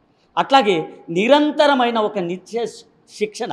మనం ఎప్పుడు కూడా చాలా గొప్ప గురువులం అని ఎప్పుడు అనుకోవద్దండి. ఏ గురువైనా ఎవరమైనా నిరంతరం శిష్యులమే. ఒక చోట అభివృద్ధి ఆగిపోయింది, ఒక చోట పుస్తకం చదవడం ఆగిపోయింది, ఒక చోట నేర్చుకోవడం ఆగిపోయిందంటే అక్కడ మన అభివృద్ధి కూడా ఆగిపోయింది. నిరంతరం నేర్చుకోవాలి. అందుకోసం ప్రజలకు గురువు అవ్వాలంటే నువ్వు మొదగాలు ప్రజలకు శిష్యరికం చేయాలి అంటాడు ఒక పెద్ద ఆయన. ప్రజలకు నువ్వు గురువు కావాలంటే, పిల్లలకు నువ్వు గురువు కావాలన్నా నువ్వు చూసేవాడికి, అంటే ప్రేక్షకుడికి, వాడికి నువ్వు శిష్యరికం చేయాలి, నిత్యం అధ్యయనం చేయాలి. శిష్యరికం మీన్ అధ్యయనం చేయడం. వాళ్ళ మనోభావాలు ఏంటి, వాళ్ళు ఏం ఆలోచిస్తున్నారు, వాళ్ళకు అనుగుణంగా మనం ఎలాంటి కళారూపాల్ని తీసుకుపోవాలి. ఇది నిత్యం సాధన. కాబట్టి శిక్షణా తరగతులు మనం తమిళనాడు నుంచి కొంతమందిని తీసుకురావాలనుకుంటున్నాం. అక్కడ కళారూపాలు ఎలా వర్ధిల్లుతూ ఉన్నాయి. కర్ణాటక నుంచి, తమిళనాడు నుంచి, కేరళ నుంచి ఏం నేర్చుకోకూడదా? అంటే ఇవన్నీ ఐక్యంగా మనమంతా ఇట్లా కలిసికట్టుగా ఉన్నప్పుడు మాత్రమే సాధ్యం. మనమందరం, నేను ఒక మెమరాండం రాస్తున్నాను ఇప్పుడు, మేడం ఇవన్నీ తయారు చేసి ఒక మంచి మెమరాండం తయారు చేద్దాం. తయారు చేస్తే ఒక చిన్న పిలుపు, మొన్న గురువుగారు చూసి, అమ్మ మీరు కూడా చూసి, జానపద కళాకారులు తల్లి, నేను రియల్గా జరిగిన సంఘటన, మేము ఎక్కడ అనౌన్స్ చేయలే, ఎక్కడ మీటింగ్ చేయలే, ఎక్కడ ఎవరికి చెప్పలే. ఈ అమ్మకి ఫోన్ చేసిన, అమ్మ మేము జానపద కళాకారులకు సంబంధించిన, అది మామిడి హరికృష్ణ, జూపల్లి కృష్ణారావు, వీళ్ళు మేము ఒక 4 వస్తాం మాట్లాడటానికి, మీరు కొంచెం అవకాశం ఇవ్వాలి అని అడిగాం. ఆయన అంగీకరించిండు. 8 గంటల వరకు రాత్రిలే ఆ కళాకారులలో ఉన్న యాంగ్జైటీ, కళాకారుల ఆవేదన చెప్పుకోవడం కోసం వాళ్ళకు ఉండే బాధలు, రాత్రి 8 గంటలకే వచ్చారండి ఇక్కడికి. 600 మంది అక్కడికి చేరారు. మేము పిలిపియలే మేడం, జస్ట్ ఆ అమ్మకి చెప్పాం, ఆ అమ్మ ఇంకెవరికో తెలిసి అట్లా అలా వాడికి వస్తరికి సాయంత్రం 4 గంటల వరకు జూపల్లి కృష్ణారావు రావట్లే. కారణం ఏంది? కళాకారులకు నేనేం సమాధానం చెప్పాలి? కళాకారులకు సమాధానం చెప్పాలంటే ముఖ్యమంత్రితో అనుమతి తీసుకోవాలి, కళాకారులకు ఏదైనా హామీ ఇవ్వాలంటే. కాబట్టి దాని మూలంగా 4 గంటల వరకు భోజనాలు అవన్నీ చేసి ఆయనతో మాట్లాడి వెళ్ళిపోయినాం. అంటే ఒక సాంస్కృతిక విధానాన్ని అయిపోయిన తర్వాతనే ఒక చర్చకు వచ్చింది. 20 మందితోటి ఒక సాంస్కృతిక విధానానికి సంబంధించిన ఒక అడ్వైజర్ కమిటీ వేశారు. ఈ అడ్వైజర్ కమిటీ తప్పు అని చెప్పినాం. ఈ అడ్వైజర్ కమిటీలో ఒక లేడీ లేదన్నాం. ఈ అడ్వైజర్ కమిటీలో లలిత కళలకు సంబంధించిన శాస్త్రీయ నృత్య గురువులకు సంబంధించిన వాళ్ళు లేరు అని చెప్పినాం, తప్పు అని చెప్పినాం. ఇంకొక 5 మందిని వేయాలన్నాం. 5 మందిలో కూడా మనం ఎవరిని అయితే రికమెండ్ చేస్తాం, మన సమస్యల పట్ల సమగ్రంగా అవగాహన ఉన్న ఒక నృత్య గురువును, మనం అందరం ప్రేమించగలిగి, ఆమె కూడా అందరినీ ప్రేమించగలిగే ఓ నృత్య గురువును ఆ సలహా మండలిలోకి పంపిద్దాం. ఆమె మన సమస్యల మీద పోరాడాలి, మన సమస్యల మీద కొట్లాడాలి. ఆమె ఎస్పెషల్లీ మన నృత్య గురువుల గురించే మాట్లాడాలి. అటువంటి ఆమెను పంపిద్దాం. కాబట్టి ఈ రకంగా మనం నిరంతరం ఇందులో మాకేం స్వార్థం లేదు. మేము ఇటు జానపద కళాకారుల మీద చర్చించాం, పేరుని అనేక రకాల కళాకారుల మీద చర్చిస్తున్నాం, మీకు సంబంధించి చర్చిస్తున్నాం. కాబట్టి మనం ఇక్కడ మేము వేదికలు ఇవ్వటానికి సిద్ధంగా ఉన్నాం. ఈ హాలు ఇదంతా సాంస్కృతిక కేంద్రం. ఇక్కడ మేమేమి ఎలాంటి రెంట్లు ఏమి తీసుకోం.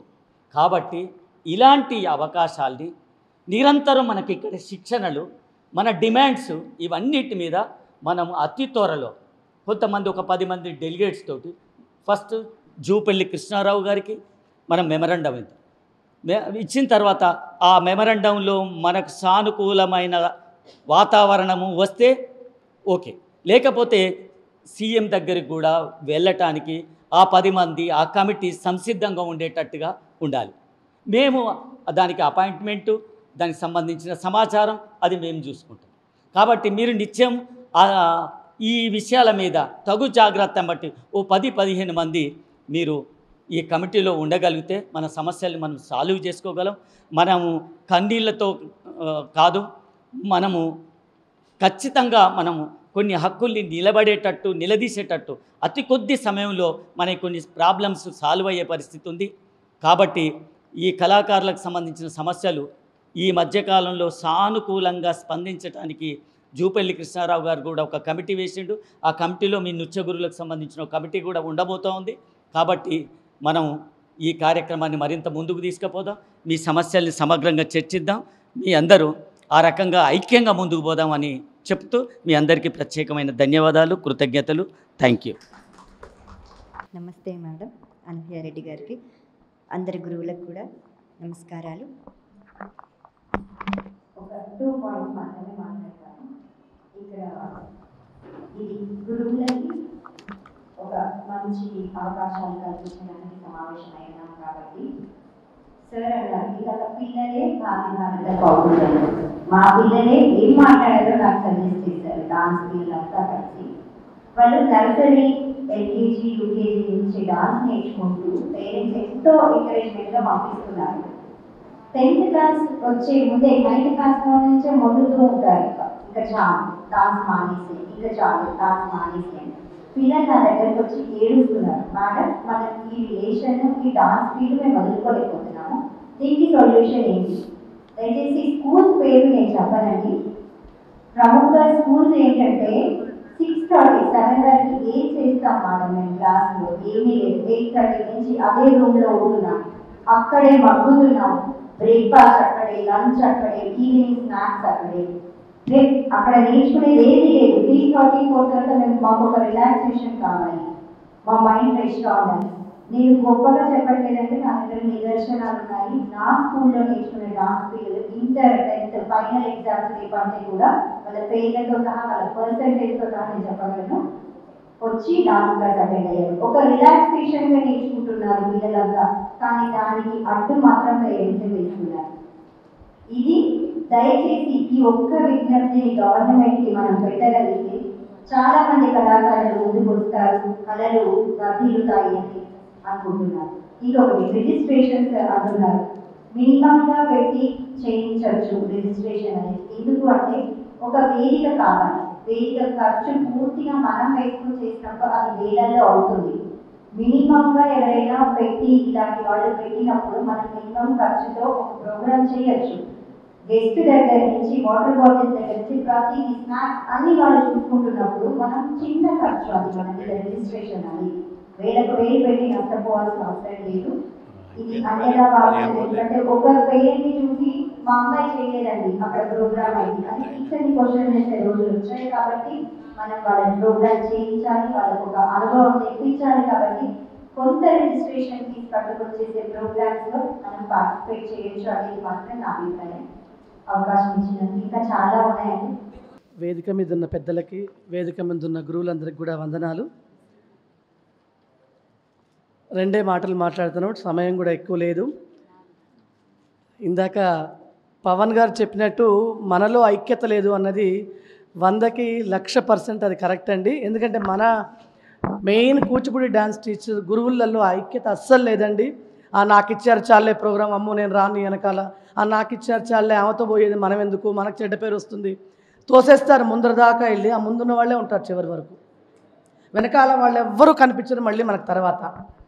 సో రవీంద్ర భారతి 6 నెలలు 7 నెలల నుంచి దొరకట్లేదు మనకి అంటే ఓపెనింగ్స్ అవ్వవు, అయిన 15 రోజులలో ఫుల్ అయిపోతాయి, మనకి హాల్స్ దొరకవు, ఫోన్ కాల్స్లోనే అయిపోతున్నాయి. తర్వాత ఈ గురువులందరూ 2,000 3,000 పిల్లలకు కట్టించి ఆర్గనైజేషన్ ఒక 500 మీరు తీసుకోండి టీచర్, 15 మందిని కట్టించండి, 500 మీరు తీసుకోండి, 1500 కట్టించండి, 1000 మాకు 500 మీకు.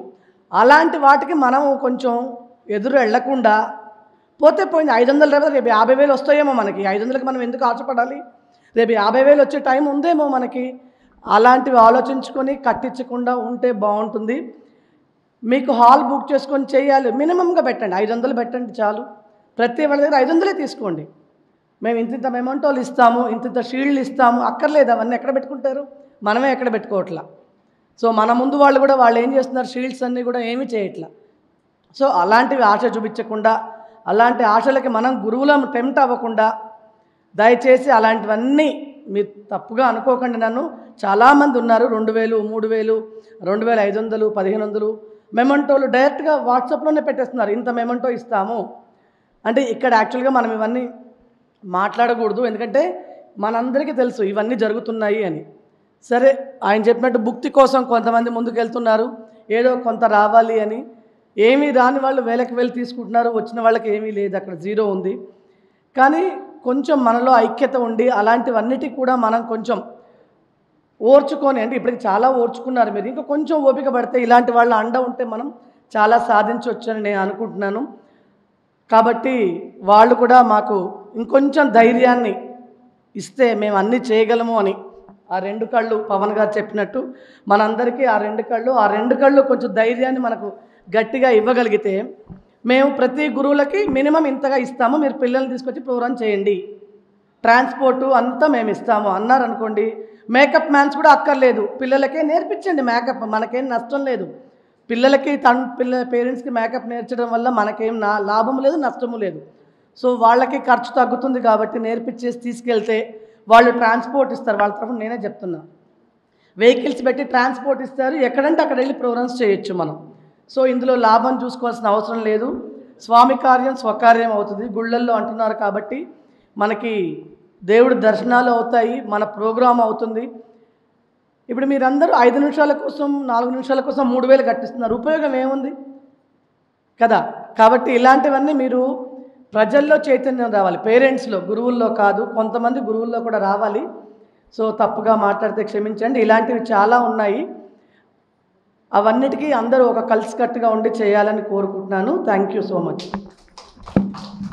మొన్న CCRT సంబంధించి 10 సంవత్సరాల నుంచి 14 సంవత్సరాలు ఉన్న వాళ్ళకి 100 మందికి మేము అప్లికేషన్స్ పెట్టించాం, ఒక ఉద్యమంలాగే చేసాం. ఇక రాబోయే కాలంలో కూడా ఇందులో రాసాం, మనం ఇళ్ల స్థలాలు వాటికి లోన్స్ ఇవన్నీ కూడా రాసి ఉన్నాం.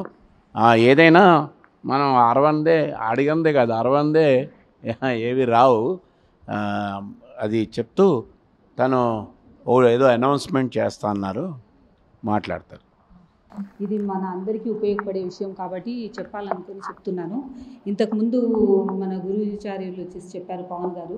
సో అంటే ఆచార్యులు అని చెప్తే బాగుంటుందేమో, ఆయనకు ఒక బిరుదు ఆల్రెడీ ఉంది. సో పవన్ గారు అంటుంటే బాగుండట్లేదు. ఇది ఉండే నటవాంగం అనే అంత పెద్ద మీ అందరికీ తెలుసు, అంటే అది ఎక్స్ట్రీమ్ లెవెల్, రైట్. ఆ వర్క్షాప్ నిర్వహించబోతున్నారు అంటే ఆయన ఎంతటి సమర్థులు అనేది మీ అందరికీ తెలియాలి. ఎందుకంటే నేను ముందుండి నడిపించే దాన్ని కాదు, ఈ అంటే ఒక ప్రొడక్షన్ హౌస్ అంటే బిహైండ్ ద స్క్రీన్ ప్రొడ్యూసింగ్ చేయడము, ఆర్టిస్టులని ఎంచుకోవడము, దెన్ వచ్చి వాళ్ళతో ఏం చేయించాలి, ఏం చేస్తున్నారు అనేసి నా క్రూని ఎంచుకోవడం తెలుసు. అంటే నేను బిహైండ్ ద స్క్రీన్ ఉండేదాన్ని, దానికి కావాల్సిన వనరులను సమకూర్చేదాన్ని. సో కానీ ఇలాంటి విషయాల్లో అంటే లైక్ మిమ్మల్ని ముందు నుంచి ఒక కెప్టెన్ అంటే నా మూవీకి కెప్టెన్ ఎవరు, నా సీరియల్కి కెప్టెన్ ఎవరు అంటే డైరెక్టర్ అంటాను. సో అలాగే మిమ్మల్ని అందరినీ ముందుకు నడిపించాలి అంటే ఆ విద్వాంసులు, దెన్ వచ్చేసి ఆ సమర్థత, దెన్ వచ్చేసి ఆ ఎక్స్పీరియన్స్, అంటే మా గురువు గారు చినుకు మూర్తి గారికి వచ్చేసి అందులో ఎక్స్పీరియన్స్ లేకపోవచ్చు, కానీ ఆయన వయసురీత్యా ఉన్నటువంటి ఎక్స్పీరియన్స్ చాలా అనుకుంటున్నాను. దాన్ని పవన్ గారు ముందుకు తీసుకెళ్తారు, మిమ్మల్ని అందరినీ ఒక రకంగా గైడ్ చేస్తూ ఉంటారనమాట. ఒక విషయం ఇక్కడ ఎందుకు చెప్తున్నానంటే తిరుపతి గురించి వచ్చింది కాబట్టి, రేణుగుంట అన్న మాట చెప్పారు కాబట్టి చెప్తున్నాము. మేము 2021లో కదా గురుజీ, 22లో అనమాట. అంటే లైక్ 15,000 మందితో 4 రాష్ట్రాల నుంచి 15,000 మంది కళాకారులతో మన కందారపు మురళి గారు, దెన్ వచ్చేసి బంగారపు మురళి గారి ఆధ్వర్యంలో అక్కడ శోభయాత్ర, అన్నమయ్య గృహ సాధన సమితి అంటే అన్నమయ్య పీఠాన్ని అక్కడ మనం పెట్టించాము. సో మన విజయశంకర్ స్వామి ఆధ్వర్యంలో అప్పుడున్నటువంటి ఈవో ధర్మారెడ్డి గారు, దెన్ వచ్చేసి కరుణాకర్ రెడ్డి గారు ఎమ్మెల్యే గారు అనమాట. ఆయనతోనే మేము ఏం చేశాము అంటే 15,000 మంది కళాకారులతో 4 రాష్ట్రాల నుంచి ఏడీ ఆఫీస్ నుంచి మహతి ఆడిటోరియం వరకు నడిపించి శోభయాత్ర తీసుకెళ్ళామండి. తీసుకెళ్ళి ఆగస్టు 1, 2, 3, 4 అప్పుడు కోవిద సహృదయ ఫౌండేషన్ నుంచి, నా ఫౌండేషన్ నుంచి స్పాన్సర్ చేస్తే ఆ అధ్యక్షతను వచ్చేసి గురూజీ, అంటే ఆయన అలుపు సొలుపు అని లేకుండా ఢిల్లీ నుంచి మా జానకి మేడం వచ్చారు, అప్పుడు ఉన్నటువంటి మన గురువులందరూ వచ్చారు.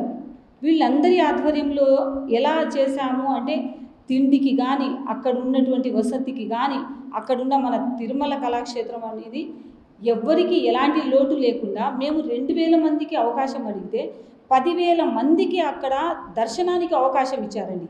సో ఈ రకంగా మనమే పాసెస్ వచ్చేసి మానించే వెళ్ళాయన్నమాట. అంటే ఏంటిది, ఎప్పుడో అంటే కళాకారులు ఎలా అంటే అండి, వాళ్ళు పెద్ద చిన్న అనే తేడా లేకుండా కుగ్రామాల నుంచి వచ్చిన వాళ్ళండి. తిరుమల వెళ్ళి వాళ్లకు తిరుపతిలో తిరుమలలో దర్శనం చేసుకోవాలంటే మహాభాగ్యం వాళ్ళకు. అలాంటిది గురూజీ ఆధ్వర్యంలో ఉన్నటువంటి వాళ్ళందరినీ ఒక్క అంటే లైక్ ఏకధాటి మీద ఒక్కటేసారి అన్ని దర్శనాలు ఆపిచ్చేసి అక్కడ ఆ రోజుల్లో ఉన్నటువంటి ఆ సంవత్సరంలో ఉన్నటువంటి ఈవో ధర్మారెడ్డి గారి లైక్ పర్మిషన్తో 10,000 మందికి దర్శనాలు ఇప్పించామండి. సో ఏంటంటే ఇప్పుడు అంత చేసిన వాళ్ళం, అలాగే 7,500 మంది గ్రూపుల్ని మన కందారపు మురళి గారు అంతే కదా గురుజీ, అక్కడ ఉన్నటువంటి అంటే తిరుమలలో ఉన్నటువంటి యూనియన్స్ అన్నమాట హెడ్ ఆయన. సో మీ అందరికీ తెలిసే ఉంటుందో ఉండదో కందారపు మురళి గారు. సో ఆయన కూడా మనం ముందుకు రాబోతున్నారు. అలాగే విజయశంకర స్వామితో కూడా ఇక్కడ మనము కొన్ని కార్యక్రమాలు చేయబోతున్నాము, కొన్ని శోభయాత్రలు చేయబోతున్నాము. ఇప్పుడు మనం గవర్నమెంట్ దగ్గరికి ఎలా వెళ్ళి మేము అడగాలంటే మనం అడుక్కోవట్లేదండి. ఇది ఒక్క విషయం అయితే గుర్తుపెట్టుకోండి, మనం అడుక్కోవట్లేదు, వాళ్ళ కోసం మేము ఎదురు చూడము. క్లియర్గా క్లారిటీగా ఇది మా టైం ఇస్తే టైం పంక్చువాలిటీ, అంటే వాళ్ళు వచ్చి అడుక్కున్నట్టు ఓట్లు మనం అడుక్కోవట్లేదు కదా. మన రైట్స్ని మనకి ఇచ్చినటువంటి లైక్ వచ్చేసి మానవ హక్కుల సంఘం నుంచి ఇప్పుడే మాట్లాడుతున్నాను అనుకోండి. సో మన రైట్స్ని మనం ఎంచుకుంటున్నాం, మన రైట్స్ని మనం అడుగుతున్నాము. ఇది మీ టైం మాకు కావాలి, మేము మీకోసం టైం ఇచ్చినప్పుడు మా కోసం మీరు ఎందుకు టైం ఇవ్వరు? సో ఆ రకంగా మన టైంని మనం తీసుకొని ఆ రకంగా వెళ్ళి అడుగుతాము. అలాగే ఇక్కడ ఉన్నటువంటి యాదాద్రిలో ప్రోగ్రామ్స్ చేశాము, సింహాచలంలో ప్రోగ్రామ్స్ చేశాము, మన చిన్నజీయర్ స్వామి ఆశ్రమంలో ప్రోగ్రామ్స్ చేశాము. దెన్ ఇంకా ఎన్నో ఉన్నటువంటి అన్నీ, అంటే ఇప్పుడు పేరున నాకు గుర్తుకు రాకపోవచ్చు, ప్రతి ఒక్క చోట షిరిడీలో చేశారు మన గురువులందరూ. మొన్న రాధిక వెళ్ళేసి వచ్చారు, అక్కడికి వెళ్ళి చేసి వచ్చారు. జానకి మేడం ఉన్నారు ఢిల్లీలో. ఏదైనా ఇప్పుడు మన సీసీఆర్టీకి మనం అప్లికేట్ చేసామన్నమాట. లైక్ సీసీఆర్టీకి అందరినీ అంటే 2,060 మంది పిల్లలు వస్తే ఎన్రోలింగ్ కోసము, అందులో మేము షఫుల్ చేసిన వాళ్ళు 70 మంది అండి. అంటే మార్నింగ్ వచ్చేసి 10 నుంచి మా లావణ్య మేడం అయినా, దీప్తి మా ప్రిన్సిపల్ అయినా, దెన్ వచ్చేసి దేవి, దెన్ రాధిక, దెన్ వచ్చేసి మన స్వర్ణ, దెన్ వరంగల్ నుంచి మన సరితమ్మ వచ్చారు. ఆవిడ కూడా అంటే ఎక్కడి నుంచి వచ్చారంటే వరంగల్ నుంచి వచ్చారనమాట. గురుజీ అంటే ఇక్కడ ఉన్నటువంటి ప్రతి ఒక్కరు, మన టీంలో ఉన్నటువంటి ప్రతి ఒక్కరు కూడా ఎలా పార్టిసిపేట్ చేశామంటే చేశాం. ఇప్పుడు ఇది ఎందుకు చెప్తున్నామంటే మనము తలుచుకుంటే సాధించలేనిది ఏదీ లేదండి. అదొక్క కాన్ఫిడెన్స్. అంటే ఎందుకు చేయకూడదు, నేను గాయత్రి మాత ఉపాసకురాలండి. నేనంటే లైక్ నేను కళ్ళు మూసుకొని కలలు కనను. అంటే ఏంటిది, నేను ఒక పని చేయబోతున్నానంటే దాని విజన్ ఏంటిది, దాని పర్యవసానం ఏంటిది, ఇప్పుడు నేను చేస్తున్నాను కదా ఈ పని, నెక్స్ట్ ఇంకా ఈ నెక్స్ట్ 1 ఇయర్కి ఏం జరుగుతుంది, నెక్స్ట్ ఇంకొక 1 ఇయర్లో వచ్చేసి నేను ఏం చేయాలి, ఎలా చేయాలి అని చెప్పేసి ఉంటుందండి. సో నేను ఆ రకంగా ఏంటిదమ్మా ఇలా అంటే నేను సందిగ్ధంలో ఉన్నప్పుడు ఒకసారి ఏంటిదమ్మా ఇలా జరుగుతుంది అని చెప్పేసి ఆ శివయ్యని నేను నమ్మేది. మీరు చూసే ఉంటారు నా చేతిలో అంటే డమ్మురికమ్ము నాదే, త్రిశూలము నాదే, అలాగే వచ్చేసి 3వ కన్ను కూడా నాదే అనమాట. సో నేనేం చేస్తానంటే వాళ్ళిద్దరినీ అడుగుతానండి. అడిగినప్పుడు నాకు ఇమ్మీడియట్గా ఏదో ఒక సొల్యూషన్ జరుగుతుంది. అంటే ఏంటిది, దీనికి నేనేం చేయాలి అంటే ఎవరున్నారు నాకు తోడు, మా గురూజీ ఉన్నారు, అలాగే వచ్చేసి పవన్ గారు ఉన్నారు, దెన్ మా అందరితో పాటు మాతో సమసమానమైనటువంటి మా కోర్ కమిటీ అని అనుకుంటున్నాము వాళ్ళందరూ ఉన్నారనమాట. సో వాళ్ళందరి ఆధ్వర్యంలో ఇవి చేయబోతున్నాము. దానికి తోడు భూపతి అన్న కూడా వచ్చేసి మనకు సహకరించబోతున్నారు. కాబట్టి మీరందరూ దయచేసి ఒక్కసారి కోవిద ఆర్ట్స్ అండ్ కల్చరల్ అకాడమీలో అప్లికేట్ అవ్వండి. అయిన తర్వాత ఇందులో వచ్చి మా స్వార్థం ఏం లేదండి, మా స్వలాభం ఏంటిది తెలుసా, మీకందరికీ మీ హక్కులు దక్కాయి అనుకోండి, అప్పుడు మేము రిలాక్స్ అవుతాం.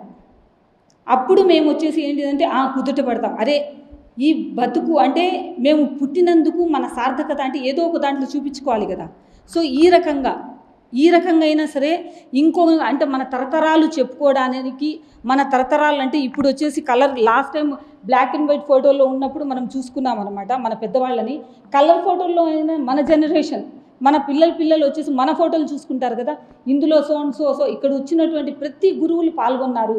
ప్రతి గురువుల వచ్చేసి త్యాగమే ఈ ఫలితం. అంటే స్వాతంత్ర సమరయోధుల్లో ఎలా త్యాగం చేసి మనకు స్వతంత్రం తీసుకొచ్చారో మనం కూడా చేయబోతున్నటువంటి ఈ ప్రోగ్రాం ఏదుందో, మనం చేసుకుంటున్నటువంటి ఇది ఇప్పుడున్నటువంటి అంటే ఈ రెజల్యూషన్ ఏదుందో మనకు మన హక్కుల కోసము మనం సాధించుకోవాలనేది తపన అనమాట. సో ఇందులో ఇంపాసిబుల్ అనేది ఏదీ లేదు. టైం అయిపోతుంది. మా గురూజీ పదే నాకు ఓరకంటితో నువ్వు ఇంకా కూర్చో అన్నట్టు చెప్తున్నారు. సో ఖచ్చితంగా కూర్చుంటాను గురూజీ, ఎందుకంటే నాకు ఏదో చేయాలన్న తపన ఎక్కువ అండి. చెయ్యాలి అంటే చేస్తూనే వెళ్తూ ఉంటున్నాను అనమాట. సో చెయ్యాలి, ఇంకా మీరు నాతో ఇంకా చేయించాలి అని పవన్ గారిని, గురువు గారిని, భూపతి అన్నని, దెన్ ఇక్కడ వచ్చినటువంటి మన స్పాన్సరర్స్ మర్చిపోయానండి. మెయిన్ నేను లైక్ వచ్చేసి ఈ సురేష్ గౌడ్ గారికి, అంటే ఇక్కడ ఈ మైక్ తీసుకోవడానికి ఒక కారణం ఏంటిదంటే మన సురేష్ గౌడ్ గారికి ధన్యవాదాలండి. అంటే ఇలాగే మీ కాంట్రిబ్యూషన్ వచ్చి మా కళాకారుల మీదకి ఉండాలి. అలాగే వచ్చేసి సుమన్ సార్ వచ్చేసి, సార్ నమస్తే, పెద్దవారు మీరు, నాకు తెలీదు, మీరు వచ్చేసి అచ్చా శ్రీ వెంకటేశ్వర ఓకే సార్ది వచ్చేసి శ్రీ వెంకటేశ్వర భక్తి ఛానల్ అండి. సో ఇవన్నీ భక్తితో కూడినటువంటి ఇంత పెద్ద వాళ్ళు ఇక్కడ ర్యాస్ మీదకి ఉండడం, అలాగే వచ్చేసి మన తెలుగు వెలుగు అటు ఛానల్, ఇటు వచ్చేసి అటు ఎలక్ట్రానిక్ మీడియా, ఇటు ప్రింట్ మీడియా, ముందు మనల్ని రికార్డ్ చేస్తున్నటువంటి మన స్టాలిన్ కూడా. సో ఏంటంటే ఆయనకు కూడా వచ్చేసి మరీ ధన్యవాదాలు తెలుపుకుంటూ ముగిస్తున్నానండి. జై హింద్. ఇప్పుడు తెలుగు వెలుగు మన పెద్దలు లైన్ శ్రీరామ్ దత్ గారు ఆశీర్వదిస్తూ మాట్లాడతారు. వేదికను అలంకరించిన పెద్దలు,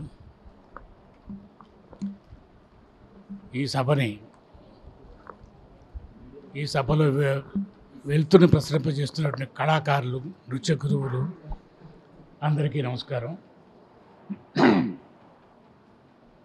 తెలుగు వెలుగు అంటే నాకు జ్ఞాపకం వస్తుంది.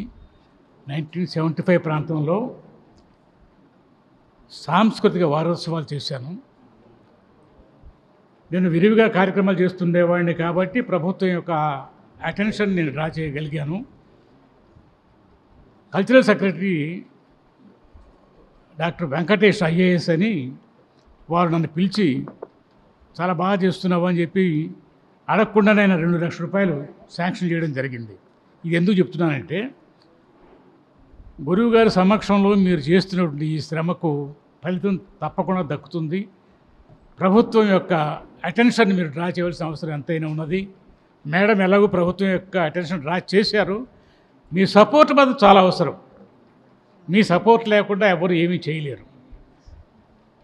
నృత్య గురువులందరూ కూడా కమిట్మెంట్తో వర్క్ చేయాలి.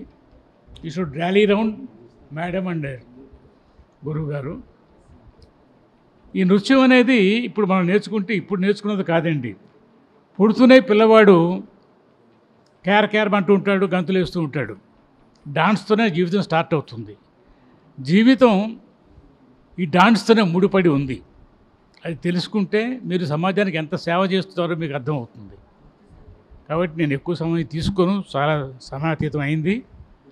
కాబట్టి మీరంతా కూడా యునైటెడ్గా ఉండి మేడం కళాబంధు డాక్టర్ పి. అనూహ్య రెడ్డి గారిని బలపరుస్తూ ఆవిడ యొక్క సహాయాన్ని మీరు ఎప్పటికప్పుడు పొందడానికి మీరు ప్రయత్నం చేయాలని సలహా ఇస్తూ థ్యాంక్ యూ.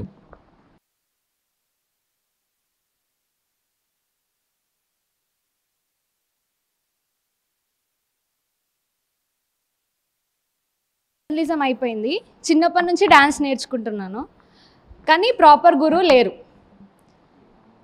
నా గురువు లేకుండానే అయిపోయింది. ఫోక్ చేశాను, కూచిపూడి చేశాను. తర్వాత కాలేజ్లో మాకు కలిసిన గురువు గారు రాజేశ్వరి మేడం గారు. మ్యామ్ గైడ్ చేశారు నన్ను.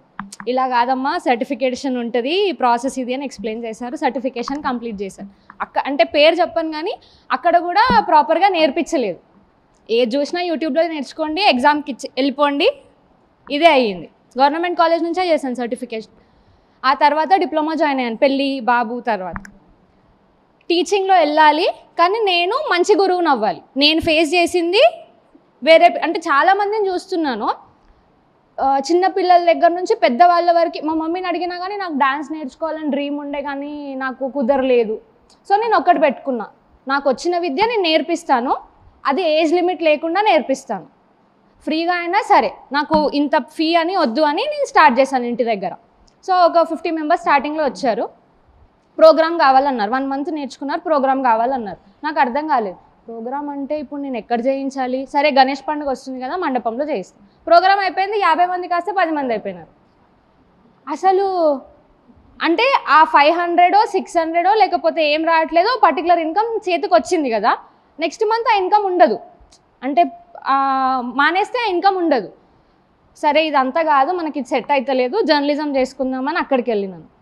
అమ్మాయిని కొంచెం కోపం ఎక్కువ, ముఖం మీదనే అనేస్తున్నాను, సెట్ అవుతలేదు. అమ్మ నువ్వు రాకు, ఇది కాదు అంటే. ఎంఏ చేసినా కానీ ఆ స్కోప్ లేదు నాకు. ఎందుకంటే ఇంట్లో వాళ్ళేమో అనుకోవగా ఉండాలంటారు, వాళ్ళేమో అగ్రెసివ్గా మాట్లాడమంటారు. డైరెక్ట్ వెళ్ళి ఏం మాట్లాడినా సెట్ అవ్వట్లేదు. ఇదంతా కాదు, ఐటీ కోర్స్ నేర్చుకుంటే ఐటీ ఫీల్డ్కి వెళ్ళిపోయాను. జాబ్ వచ్చింది, ఓకే, ఒక 40,000 చేతికి వస్తుంది, సెటిల్డ్ అనుకున్నా. నిద్ర పట్టదు, అంటే డాన్స్ అనుకున్నా కదా అని మళ్ళీ టీచింగ్ స్టార్ట్ చేసినాను. బాబు పుట్టాక మళ్ళీ టీచింగ్ స్టార్ట్ చేసిన. టీచింగ్ స్టార్ట్ చేసిన తర్వాత నాకు ప్రాపర్ గైడెన్స్ లేదు. ఫస్ట్ కోపం తగ్గాలి కదా, అది అక్కడే మైనస్ ఉంది కదా. ఏమన్నా చెప్తే పేరెంట్స్ దగ్గర నుంచి రివర్స్ వస్తుంది. అంటే వాళ్ళకి చెప్పే అంత ఓపిక లేదు, చిన్న ఏజ్ కాబట్టి. ప్రాపర్గా చెప్పలేకపోతున్నాను. ఆ టైంలో నాకు తెలిసింది ఇలా కాదు, ఇలా చెప్పాలి అని. నేను చూసిన వాళ్ళు అంటే మనకి నేర్పించగలిగినంత ఓపిక ఎదుటి మనిషికి ఉందా ఈ జనరేషన్లో అంటే నిజంగానే లేదు. ఎవరి లైఫ్లో వాళ్ళు బిజీ ఉన్నారు. ఆ బిజీ లైఫ్లో కూడా పక్క వాళ్ళకి హెల్ప్ చేయాలా అంటే తొక్కిపోతాం అంటారు. తొక్కి వాళ్ళు ఎదుగుతారు. మనల్ని మెట్టులాగా వాడే వాళ్ళే కానీ మనల్ని హెల్ప్ చేసి మన చేతులు లేపే వాళ్ళని నేను చూడలేదు. నేను చిన్నదాన్ని ఏజ్లో ఏమైనా తప్పుగా మాట్లాడితే క్షమించండి, కానీ నేను చూసినది ఇది. మా పేరెంట్స్ ఏమంటారు, పెళ్ళి అయిపోయింది, బాబు ఉన్నాడు, నీకెందుకు ఇవన్నీ, నువ్వు ఎందుకు తిరుగుతున్నావు, ప్రోగ్రామ్ అని అక్కడికి వెళ్తావు ఇక్కడికి వెళ్తావు అని. ఇందాక రామప్ప అని వచ్చింది కాబట్టి నేను చెప్తున్నాను. అక్కడికి నార్మల్ విజిట్ కోసమే వెళ్ళాను. నేను వెళ్ళి ఒక పోజ్ పెట్టి ఫోటో దిగుదాం అనగానే ఒక ఆయన వచ్చి, అక్కడున్న ఆఫీసర్ ఆయన, దిగకూడదు ఇక్కడ డాన్స్ చేస్తూ దిగొద్దు అన్నారు. ఎందుకు రీజన్ చెప్పండి అంటే చెప్పనేను అని అన్నాడు. సరే ఇట్లా కాదని నెక్స్ట్ శివరాత్రి లోపు నేను వరంగల్ 1000 పిల్లర్ టెంపుల్ కోసం అని చెప్పి మూర్తి సార్ని అడిగాను, ప్రాసెస్ ఏంటి సార్, ఎలా అప్లై చేసుకోవాలి. మూర్తి సార్ ఇంకా హెల్ప్ చేశారు. ఇలా నీ ఇన్స్టిట్యూట్ నేమ్తో పాటు ఇలా వాళ్ళకి అప్లై చెయ్యి వస్తుంది అని. శివరాత్రి రోజు ఆఫీసర్ సార్ ముంగటనే పర్ఫార్మెన్స్ చేసి, సార్ మీరు పోజ్ పెట్టొద్దు అన్నారు కదా, మీరు అన్నందుకు నేను పర్ఫార్మెన్స్ ఇచ్చాను సార్. సో ఆ పట్టు అంటే అది చేయాలన్న ఇంటెన్షన్ని హెల్ప్ చేసే వాళ్ళు ఉంటేనే ముందుకెళ్తాం. ఇప్పుడు మన పక్కన ఏం జరుగుతుందో పట్టించుకోనంత బిజీగా ఉంటున్న లైఫ్లు అందరివి. అలాంటి టైంలో మన గురించి ఆలోచించి మన కోసం నిలబడడానికి వచ్చినందుకు అంటే ఐఎమ్ సో మచ్ థ్యాంక్ఫుల్. ఇప్పుడు 10 మందిని తీసుకెళ్ళి నడపాలి అంటే మనకి ప్రాపర్ రూట్ తెలవాలి. మనకి రూట్ తెలపాలంటే ఇలాంటి వాళ్ళు ఉండాలి. పేరున థ్యాంక్ యూ సో మచ్ ఈ అవకాశం ఇచ్చినందుకు. వృద్ధాప్య పెన్షన్లు ఇవ్వాలి. నృత్య గురువులందరికీ సమాన అవకాశాలు ప్రభుత్వాలు ఇవ్వాలి. సమాన అవకాశాలు కల్పించాలి. జీవనోపాధి సంబంధించిన పథకాలు కల్పించాలి. జీవనోపాధి పథకాలు ఇవ్వాలి. జీవనోపాధి పథకాలు ఇవ్వాలి. ఓకే. అందరికీ నమస్కారం అండి. నా పేరు లావణ్య. మాది Shri Maha institute of arts and culture కుషాయిగూడలో ఉందండి. ఇక్కడికి నేను ఎందుకు వచ్చానంటే మనకి కళాకారులకి అందరికీ కూడా వివిధ రంగాలలో కూడా మనకి వెనకతరం అయితే ఉన్నది. అంటే సరిగ్గా పట్టించుకోవట్లేదండి ప్రభుత్వాలు. మనకి రిజర్వేషన్స్ కానీ స్పోర్ట్స్కి ఉన్నట్టే కల్చరల్కి కూడా ఉండాలి అని నేను ఎక్కువగా బలపరుస్తాను ఆ మాటని. ఎందుకంటే ఆ విషయంలో నేను చాలా ఫేస్ చేశాను. ఇంకా కూడా డాన్స్ మాస్టర్స్ కానీ శాస్త్రీయ నృత్యానికి కానీ దానికి ఉన్నది కూడా విలువ చాలా తక్కువగా చూస్తున్నారండి మన సమాజంలో. దానికి ఇంకా బలోపేతం చేసి వాళ్ళకి కూడా మనకి ఆర్మీ ఇవన్నీ కూడా ఎలా స్పెషల్గా ఎట్లా మనకి ట్రీట్ చేస్తున్నారో మన కల్చరల్ స్పోర్ట్స్ని కూడా స్పెషల్గా ట్రీట్ చేస్తున్నారు. మన కల్చర్ని కూడా స్పెషల్గా ట్రీట్ చేయాలి.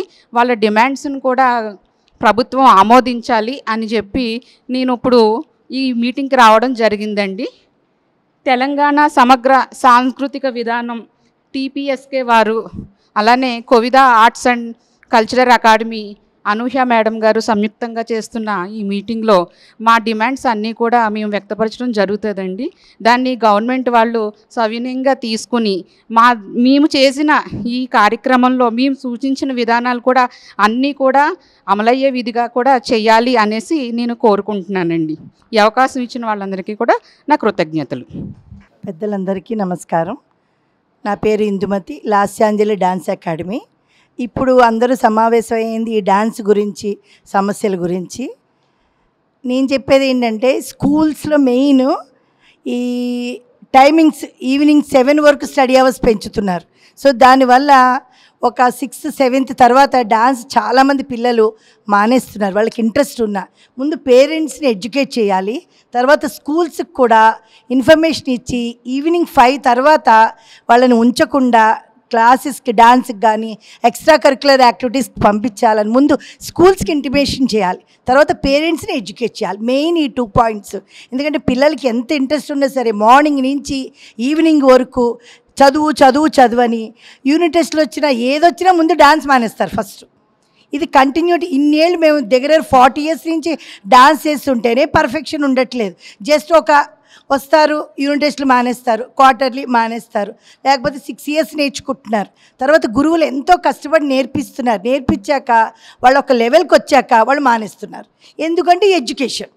సో పేరెంట్స్కి ఎడ్యుకేషన్తో సమానంగా ఫారిన్ కంట్రీస్ ఉన్నాయి, అమెరికా, లండన్, వాళ్ళకి ఎడ్యుకేషన్లో దీనికి కొన్ని మార్క్స్ వస్తున్నాయి.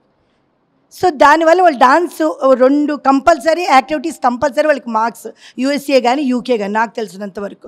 కానీ మన దాంట్లో మార్క్స్ లేదు, ఏం లేదు. ముందు డాన్స్ మానేసి స్పోర్ట్స్ మానేసాయి. ముందు కాసే డ్రిల్ టీచరు వీళ్ళందరినీ ఆపేసి ఈ మ్యాథ్స్ టీచరు, ఫిజిక్స్ టీచరు వాళ్ళ పీరియడ్స్ కూడా తీసేసుకుంటున్నారు పిల్లలవి. సో అవన్నీ కాకుండా ముందు టీచర్స్కి, పేరెంట్స్కి ఈ డాన్స్, ఈ కళల పట్ల అవగాహన రావాలి. మెయిన్ అది. మిగతా కంట్రీస్లో, మిగతా స్టేట్స్లో ఉన్నంత ఆర్ట్ మన దగ్గరే ఉంది, కానీ మన పిల్లలకి ఎడ్యుకేషన్ సిస్టమ్ అయితే బాగాలేదు. మెయిన్ థింగ్ అది. దాన్ని అవేర్నెస్ తీసుకురావాలని నా కోరిక.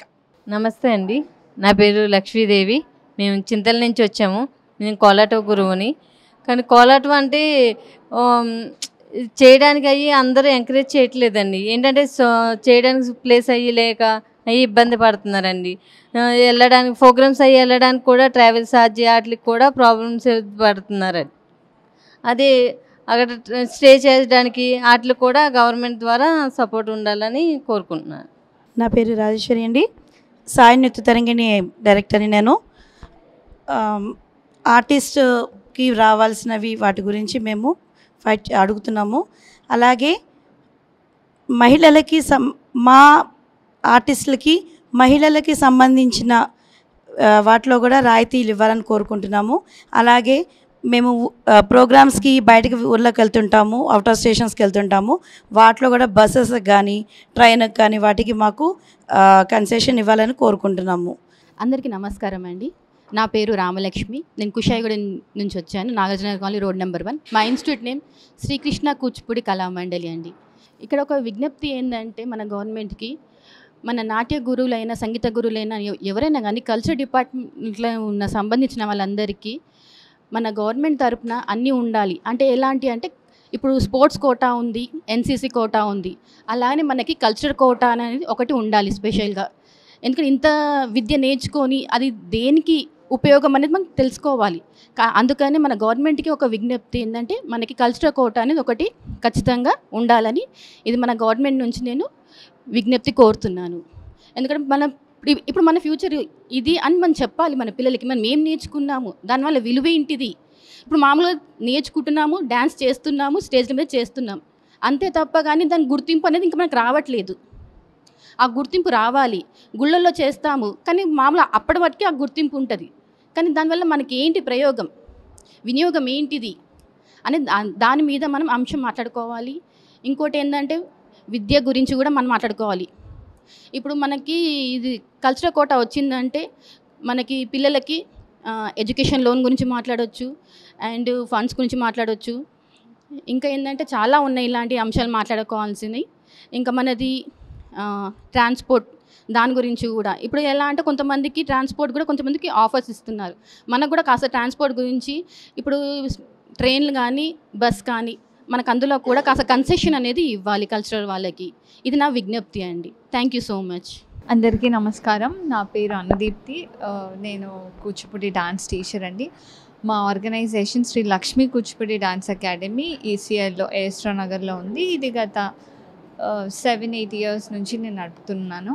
అండ్ టుడేస్ మాకు కళాకారులకి కొంచెం పెన్షన్స్ ఉండుంటే కొంచెం బాగుంటుంది, అండ్ హెల్త్ కార్డ్ స్కీమ్ కూడా ఉండుంటే బాగుంటుంది అని నా ఉద్దేశం అండ్ మా కోరిక కూడా. ఐ విష్ ఇది అవుతే బాగుంటుంది అని నా సైడ్ నుంచి it's a request from our side to the government. Thank you. అందరికీ నమస్కారం. నా పేరు స్వర్ణలత. నేను ఆంధ్రనాట్యంలో ఎంఏ చేశాను, పేరిణి డాన్స్ కూడా నేర్పిస్తాను. ఒక చిన్న బాధ ఏంటి అంటే మన కల్చరల్ అసోసియేషన్ వాళ్ళు, తెలంగాణ కల్చరల్ అకాడమీ వాళ్ళు కథక్ మన స్టేట్ డాన్స్ కాదు, భరతనాట్యం మన స్టేట్ డాన్స్ కాదు, ఒడిస్సీ వీటన్నిటికీ కూడా పర్ఫార్మెన్స్కి అవకాశం ఇస్తున్నారు. బట్ ఏదైతే మన 2 తెలుగు రాష్ట్రాలలో చేసే ఆలయ నృత్యం, దేవదాసి నృత్యం ఏదైతే ఉందో ఆంధ్రనాట్యం, దానికి మాత్రం పర్ఫార్మెన్సెస్కి అస్సలు అవకాశాలు ఇవ్వడం లేదు. కేవలం ఆంధ్ర అన్న పదం ఆ నాట్యంలో ఉంది అన్న కారణంగా ఆంధ్రనాట్యానికి అస్సలు అవకాశం ఇవ్వడం లేదు. ఇది ఎంతవరకు న్యాయం? ఇప్పుడు అలా చూసుకున్నా కూచిపూడి గ్రామం నుంచి వచ్చింది అంటే ఆంధ్రాకి వెళ్ళిపోతుంది, అవునా? అలా అయినా కూడా కూచిపూడి, భరతనాట్యం, కథక్, ఒడిస్సీ వీటన్నిటికీ పర్ఫార్మెన్సెస్కి అవకాశాలు ఇచ్చినప్పుడు ఆంధ్రనాట్యంకి ఎందుకు ఇవ్వరు? ఇది ఒకటి స్ట్రాంగ్గా మా ఆంధ్రనాట్యం కళాకారులందరి నుంచి కూడా నేను అడుగుతున్నాను. నెక్స్ట్ మా కళాకారులందరికీ కూడా ఆలయాల్లో ఇవాళ రేపు ప్రైవేట్ పర్ఫార్మెన్సెస్ ఎక్కువ అయిపోయాయి, డబ్బులు తీసుకొని మేము డబ్బులు ఇచ్చి మేమే పర్ఫామ్ చేయాల్సి వస్తుంది, ఈవెన్ టెంపుల్స్లో కూడా. సో అవన్నీ తీరిపోయి మాకంటూ విద్య, వైద్యం అన్నీ కూడా ఉచితంగా రావాలని నేను మనస్ఫూర్తిగా కోరుకుంటున్నాను. ధన్యవాదాలు. అందరికీ నమస్కారం. నా పేరు శశికాంత్ శర్మ. సాధనా కళా కేంద్రం తరపున మా అమ్మగారి పక్షాన నేను వచ్చాను ఇక్కడికి. ముందుగా Kovida arts and cultural society ద్వారా మనకి చాలామంది విద్యార్థులు ఇంతకుముందు వేరే యూనివర్సిటీల ద్వారా ఎలా వెళ్ళాలని ఒక సర్టైన్ ఏజ్ కేటగిరీ అనేది వచ్చిన తర్వాతే వాళ్ళు పరీక్షలకి అపియర్ అయ్యేవాళ్ళు. అలా కాకుండా చాలామందికి డిప్లొమా అని, సర్టిఫికేట్ కోర్సులని అలా పరీక్షలకి అవకాశం కల్పించినందుకు ముందుగా Kovida arts and cultural society వాళ్ళకి నేను ధన్యవాదాలు తెలియజేసుకుంటున్నాను. అందరికీ నమస్కారం అండి. నా పేరు హరిణి. ఆండాల్ కూచిపూడి నాట్యాలయ మాదాపూర్ నుంచి. ఈ కోవిద ఆర్ట్స్ అకాడమీ వీళ్ళు కల్చర్ అండ్ వాళ్ళు టీపీఎస్కే వాళ్ళు ఈ చర్చా వేదికను ఏర్పాటు చేశారు. దాంట్లో నేను రావడం జరిగింది. ఇవాళ అందరు కళాకారులకి ఎండోమెంట్స్ టెంపుల్లో కూడా అవకాశాలు ఇస్తే బాగుంటుంది, అందులో కొత్త వాళ్ళకి కూడా అవకాశాలు ఇస్తూ ఉంటే బాగుంటుందని నా కోరిక. కళాకారులందరికీ నమస్కారం. చినుకుమూర్తి గారు చెప్పినట్టు విధంగా సమగ్ర సాంస్కృతిక విధానం అనేదాన్ని మనము ఏకీభవిస్తూ, నేను కూచిపూడి డాన్స్ టీచ్ చేయడం స్టార్ట్ చేసి 33 ఇయర్స్ అవుతుంది. ఇప్పటికీ ఒక్క గవర్నమెంట్ ప్రోగ్రాం కూడా నేను పట్టుకోలేదు అంటే నాకు రాలేదు. గవర్నమెంట్ అవకాశాలు అసలు ఇవ్వట్లేదు. ఇచ్చిన వాళ్ళకే ఇచ్చి వాళ్ళనే ప్రోత్సహిస్తున్నారు. కానీ అట్టడుగున ఉన్నటువంటి చాలామంది కళాకారులు వేచి చూస్తున్నారు, ఆకాంక్షతో వేచి చూస్తున్నారు. వాళ్ళకి ఎవరికీ అవకాశాలు రావట్లేదు. ప్రోగ్రామ్స్ అవకాశాలు కానీ పెన్షన్స్ కానీ ఏమీ అందుబాటులో రావట్లేదు. దీని గురించి మనము కృషి చేయాలి, మనందరం డిస్కస్ చేసి దానికోసమని పాటుపడాలి. అలాగే ఎంతోమంది కళాకారులకు చేయూతనివ్వాలని ఈ చినుకు ఆర్గనైజేషన్ వారికి కోరుకుంటున్నాను. Thank you so much. అందరికీ నా నమస్కారం అండి. నా పేరు రమ్య వెల్దుర్తి. నేను 2 రిక్వెస్ట్ చేద్దాం అనుకుంటా అండి. ఒకటి పేరెంట్స్కి, ఒకటి గవర్నమెంట్కి అండి. ఫస్ట్ పేరెంట్స్కి ఏంటంటే, మీరు పిల్లలకి first of all multi tasking నేర్పించాలండి. ప్రతిసారి ఎగ్జామ్స్ వస్తున్నాయని చెప్పి మీరు ప్రోగ్రామ్స్ మానేస్తున్నారు, క్లాసెస్ మానేస్తున్నారు. ఎందుకంటే పిల్లలు ఒకే టైంలో 2 మేనేజ్ చేయలేకపోతున్నారు. ఎందుకు అంటే మీరు మల్టీ టాస్కింగ్ అనేది పిల్లలకు నేర్పించలేకపోతున్నారు. వీళ్ళకి టైం ఆర్గనైజింగ్, చదువుకుంటూ మనం డ్యాన్స్ ఎలా నేర్చుకోవాలి, టైం టేబుల్ అనేది ఎలా మెయింటైన్ చేయాలనేది పేరెంట్స్ నేర్పిస్తే పిల్లలు దాన్ని సపోర్టివ్గా తీసుకొని ఇన్స్పైర్ అవుతారు పిల్లలు. ఇంకొకటి గవర్నమెంట్కి ఒక రిక్వెస్ట్ ఏంటంటే, ఫస్ట్ ఆఫ్ ఆల్ పేరెంట్స్ ఎలా ఆలోచిస్తారంటే, నేను ఈ కూచిపూడి నేర్చుకుంటే నా ఫ్యూచర్ ఏంటి అని ఆలోచిస్తారు పేరెంట్స్.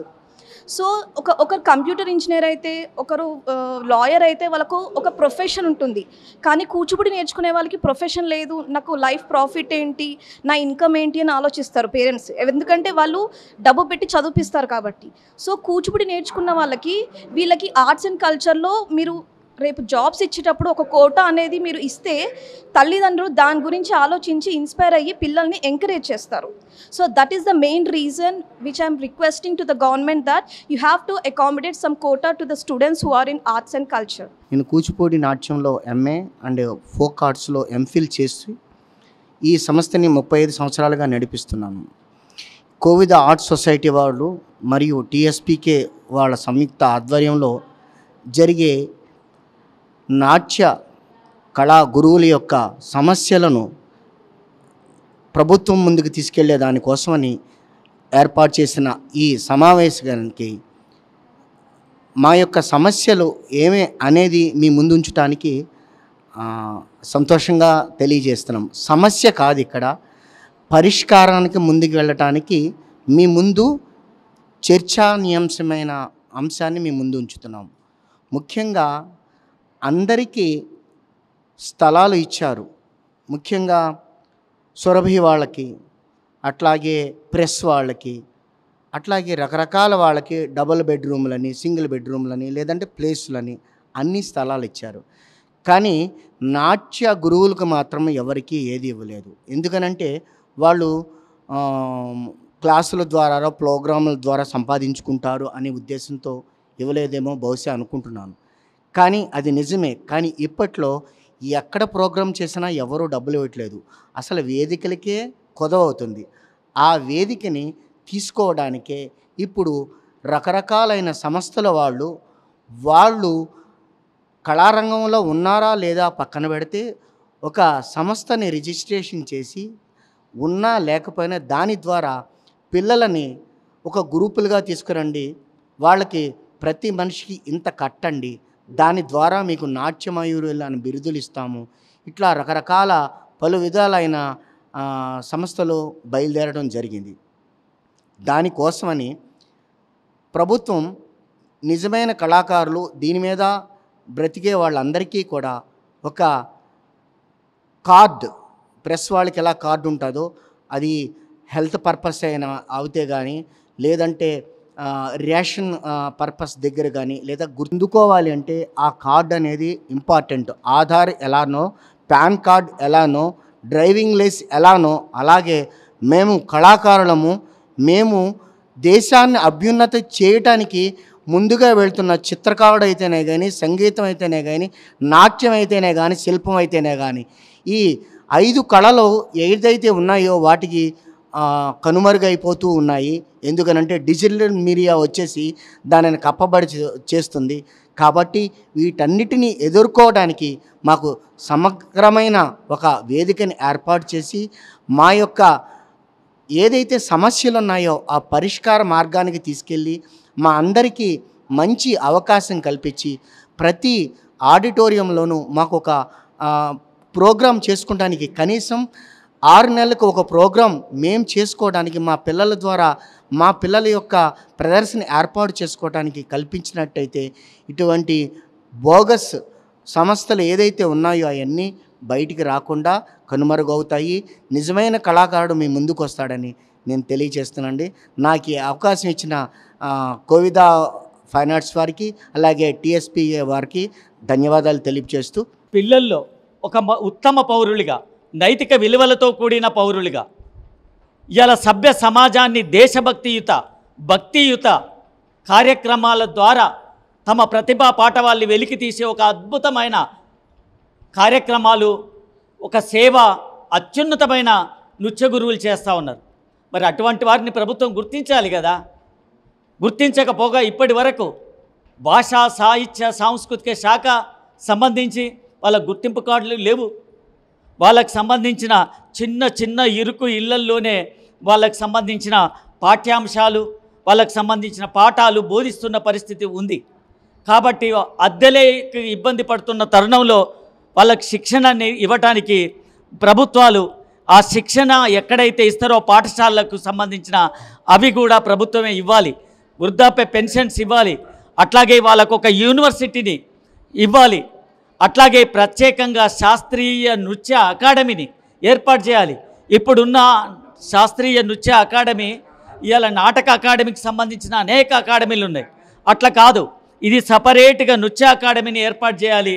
నృత్య గురువుల సమస్యలను ప్రభుత్వం సానుకూలంగా ఆలోచించాల్సిన పరిస్థితి ఉంది. అందుకోసం ఈరోజు ప్రత్యేకంగా తెలంగాణలో ఈ గవర్నమెంటు కాంగ్రెస్ గవర్నమెంట్ వచ్చిన తర్వాత రేవంత్ రెడ్డి సర్కార్ వచ్చిన తర్వాత 77 ఏళ్ళుగా ఇంతవరకు తెలంగాణ ప్రభుత్వం ఒక సాంస్కృతిక విధానం పైన ఒక చర్చ జరగలేదు. కాబట్టే ఈరోజు ఒక సమగ్రమైన సాంస్కృతిక విధానంపై ఇప్పటికీ ఒక 5-6 సార్లు రౌండ్ టేబుళ్ళు, చర్చా వేదికలు, సమాలోచన సభలు జరిపి ప్రత్యేకంగా ఎవరికి వాళ్ళు ఒకవైపు జానపదం, మరోవైపు నృత్య గురువులు, మరోవైపు యక్షగానాలు, మరోవైపు పేరిణి నృత్య అకాడమీలను ఇట్లాంటి వాళ్ళని అందరినీ కూర్చుండబెట్టి పర్సనల్గా వాళ్ళ సమస్యల్ని తెలుసుకొని ప్రభుత్వానికి అతి త్వరలో వినతి పత్రం ఇవ్వబోతా ఉన్నాం. కాబట్టి నృత్య గురువుల సమస్యలను అది ప్రజల సమస్యగా సానుకూలమైన సమస్యగా పరిగణించి ప్రభుత్వాలు వెంటనే వాళ్ళ సమస్యలను పరిష్కరించాలని కోరుతూ ఈ సమావేశాన్ని జయప్రదం చేయాలని విజ్ఞప్తి చేస్తా ఉన్నాను.